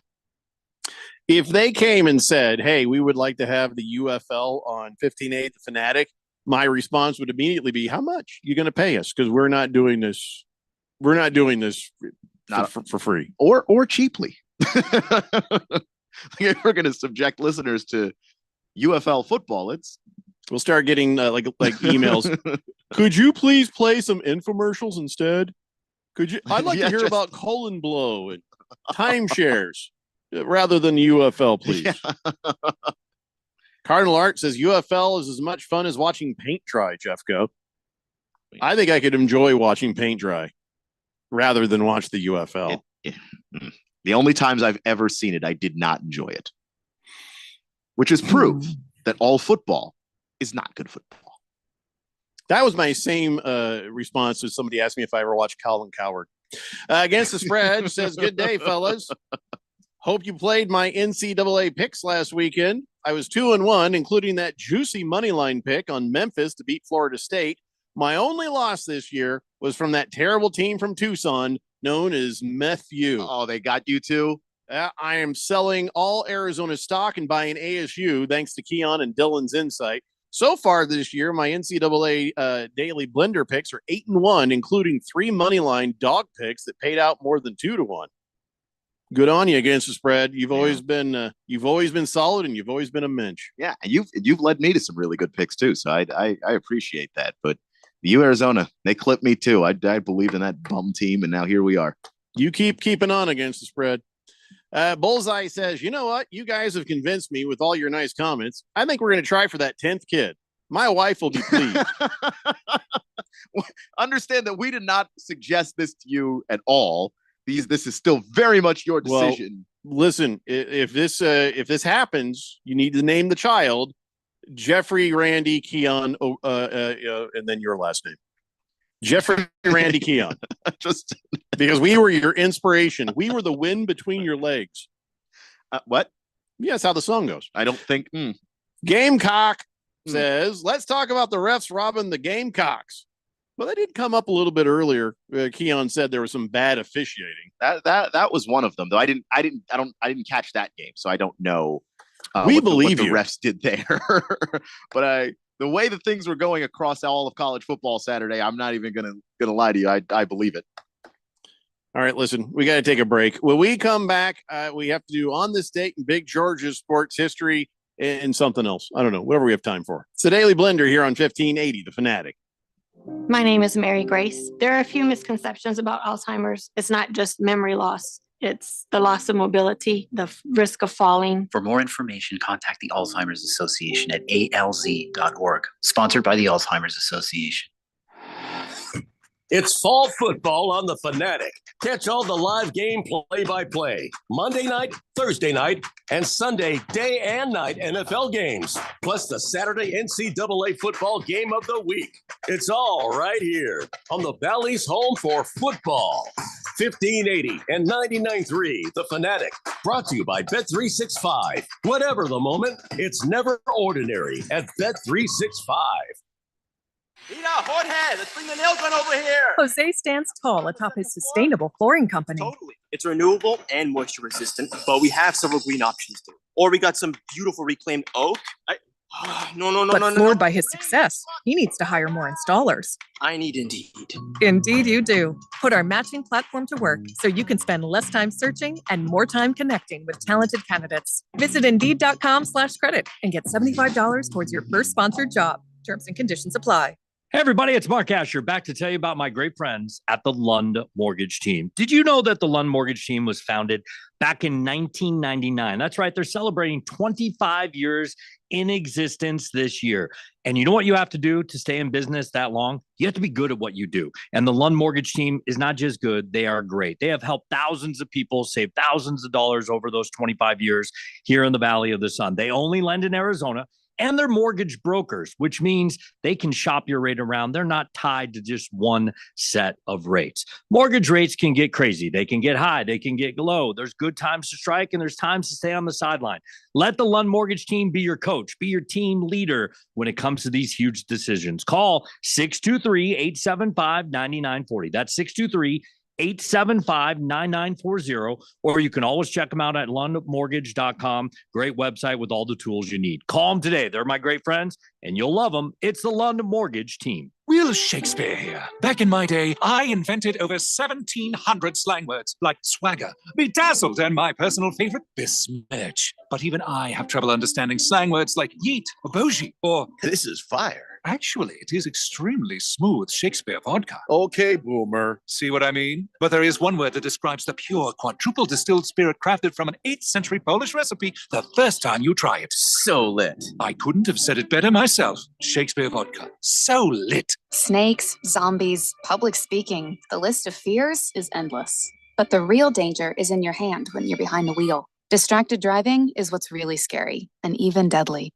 Eyes forward. Don't drive distracted. Brought to you by NHTSA and the Ad Council. 1580 and 99.3 The Fanatic. Arizona's new home for sports.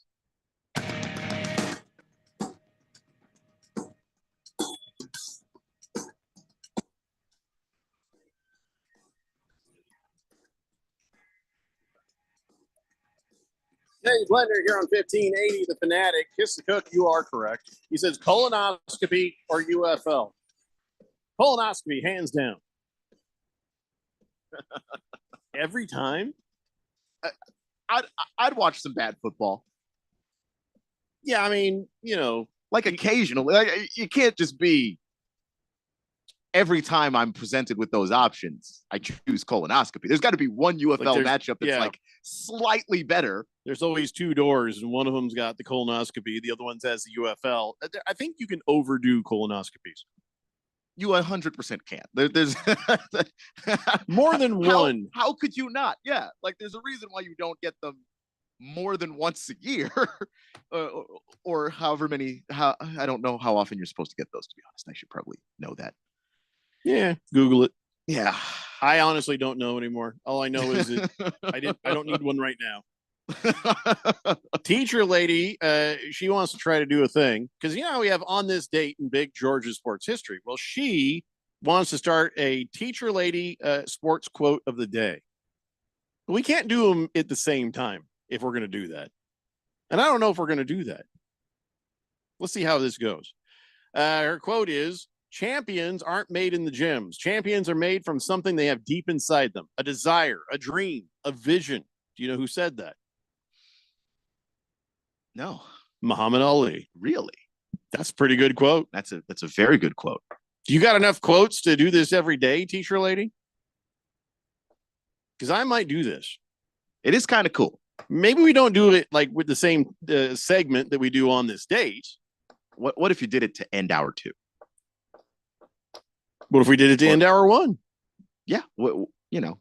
Problem is we're usually, scattered, smothered, and covered. You know what I mean? We're all over the place, and we only come to a sort of a calm down, sort of, that last lap in this segment. That's the reason why it works here. So maybe to start the show before things start to get out of hand, and then we just can't reel it back in. Of course, then we have 2 hours to do it. Yeah. As long as we don't procrastinate it, or do we have to decide now? I mean, I don't even know. We really don't. Are we ever on time for anything? Almost never. So that's why it almost has to be into the show alongside on this date in Big Georgia sports history. I don't know. That was pretty good. Got to give her credit. That was pretty good. Yeah, that was a really good quote. And it's hard to do much better than Muhammad Ali. All right. So I thought that scattered, smothered, and covered, isn't that a Waffle House term? Yeah. I mean, well, then how is Moist One making it something sexual? Because he's the moist one. He put smothered and covered. that is his special ability. That's his secret skill right there. Is no matter how innocent the thing you said, he can always make it dirty. That's we've just come to live with it. Kiss the Cook says you can do a coffee enema once a month, so give me the hose. What?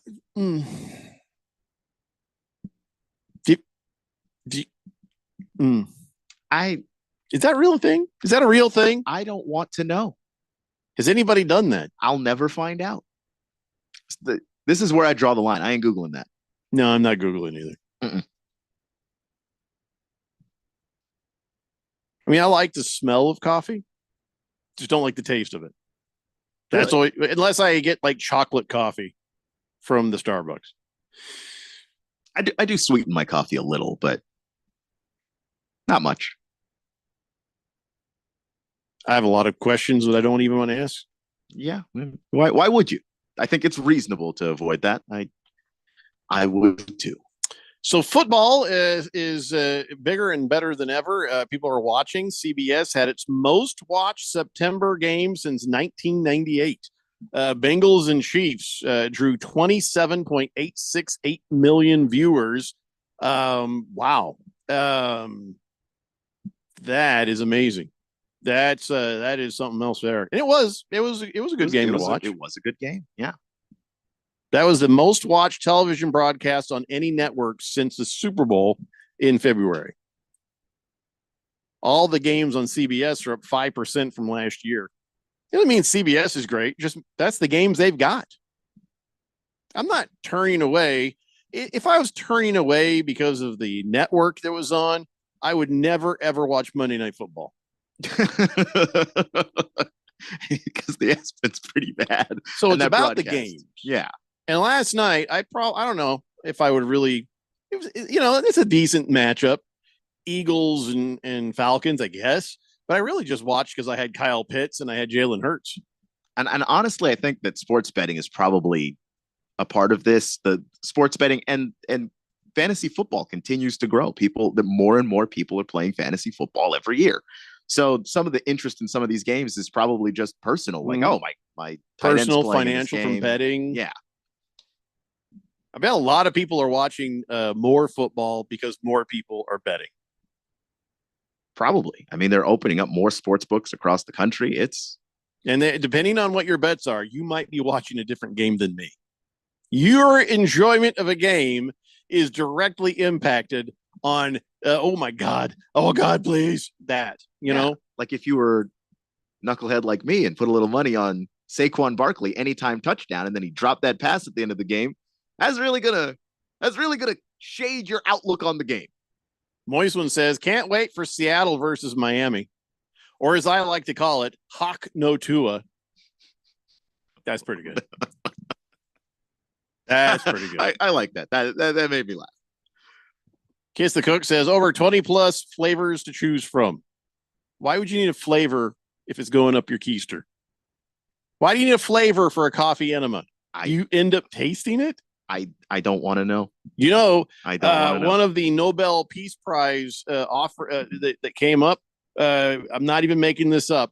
The 2024 Nobel Peace Prize. There is one of them that got the Peace Prize. Researchers found many mammals are capable of breathing through their butt. I'm not even kidding. Studies showed doctors might be able to treat things like COVID using a special mixture of oxygenated fluid in your butt. This is not a joke. In fact, I have, and we don't have time for this right now. 9 out of the 10 Nobel Peace Prize winners were based on some weird stuff. They're not. We do have to revisit this. How do you find that out? There's even weirder than the breathing through your butt research. I'm just going to put this over here for tomorrow. Okay. I have more questions. So many more questions than we have time for. I don't know if there'll be answers, but you'll even have more and more questions by the time we're done with that. Right now, it's time for On This Date in Big Georgia's sports history. Back in the year 1900, during a game between the Cincinnati Reds and the Philadelphia Phillies at Philadelphia Park, Tommy Cochran of the Cincinnati Reds left his shortstop position and began digging around the third base coaching box with his spikes after spotting something sticking out of the ground. The Reds captain uncovered a metal box with electrical device inside with attached wires. Somebody was using that to steal signs. That's right. The Phillies were using, they barely had electricity, and yet someone in baseball figured out a way to use it to steal signs. I mean, baseball is the most consistent sport in that it will, without fail, produce cheaters. Like I can't think of another sport that people 24 years ago. Yeah. I just like baseball has to lead some factor of the U.S. in innovation, just purely on how people have tried to innovate cheating specifically in that game. Figures it's Phillies, but Philadelphia means that they actually had to dig a little trench to put the wire in. You know, they had to. This took a lot of forethought and effort. You know, the old days of electricity. I mean, what if they killed the third base coach accidentally? You know, yeah, because they didn't know how to deal with currents and electricity back then. That is just hilarious. In 1900, whose idea was that in the organization? Like, no, my brother Bob is an electrician. Like, what? How do you? Who was an electrician 124 years ago? I don't know. Maybe they did have a better handle on electricity by the 1900s than I thought, because we didn't hear any stories of anybody dying. But that's that. You know, leave it to baseball. Yeah, leave it to baseball. And 120 some odd years later, hello, Astros. And I feel like we've kind of gone backwards with the Astros. We went from electricity from 124 years in the past to banging a trash can. Well, they are from Texas. A lot of stuff is going backwards there. Oh, God. Hey, Big George, how do you feel about Teacher Lady's sports quote of the day? What do you think about that? Would you be upset if I put it next to yours? You know, we'd have a quote and then we'd have a history. It does seem like they could work together. You know, most teachers would do this at the beginning of the show. Because remember, it's like, all right, kids, here's your history thing. Here's your thing of the day. Here is your quote of the day. And everybody write it down or whatever. It'd be on the chalkboard. And then you go about your business doing your stuff. Correct me if I'm wrong, Teacher Lady, but I think that don't you do that at the beginning? Nobody does that at the end. But here on this show, we don't do anything in the right order. So perhaps we will do it at the end. I don't know. I do like the idea. I like a good quote. And that was a really good one. Like as a trial run. That started really strong. Yeah. All right. Well, I guess we'll answer all the. No, you can't have a top 6 at 6 segment, Moist One. You definitely can't have. Big George is open to it. He's like, yeah, let Teach Lady do her quote of the day. Let's do it. Love to have it. All right. You're a good man, George. That's all the time we've got. We will not be back in your radios again tomorrow, but we will be back Thursday. It's the Daily Blender here on 1580. The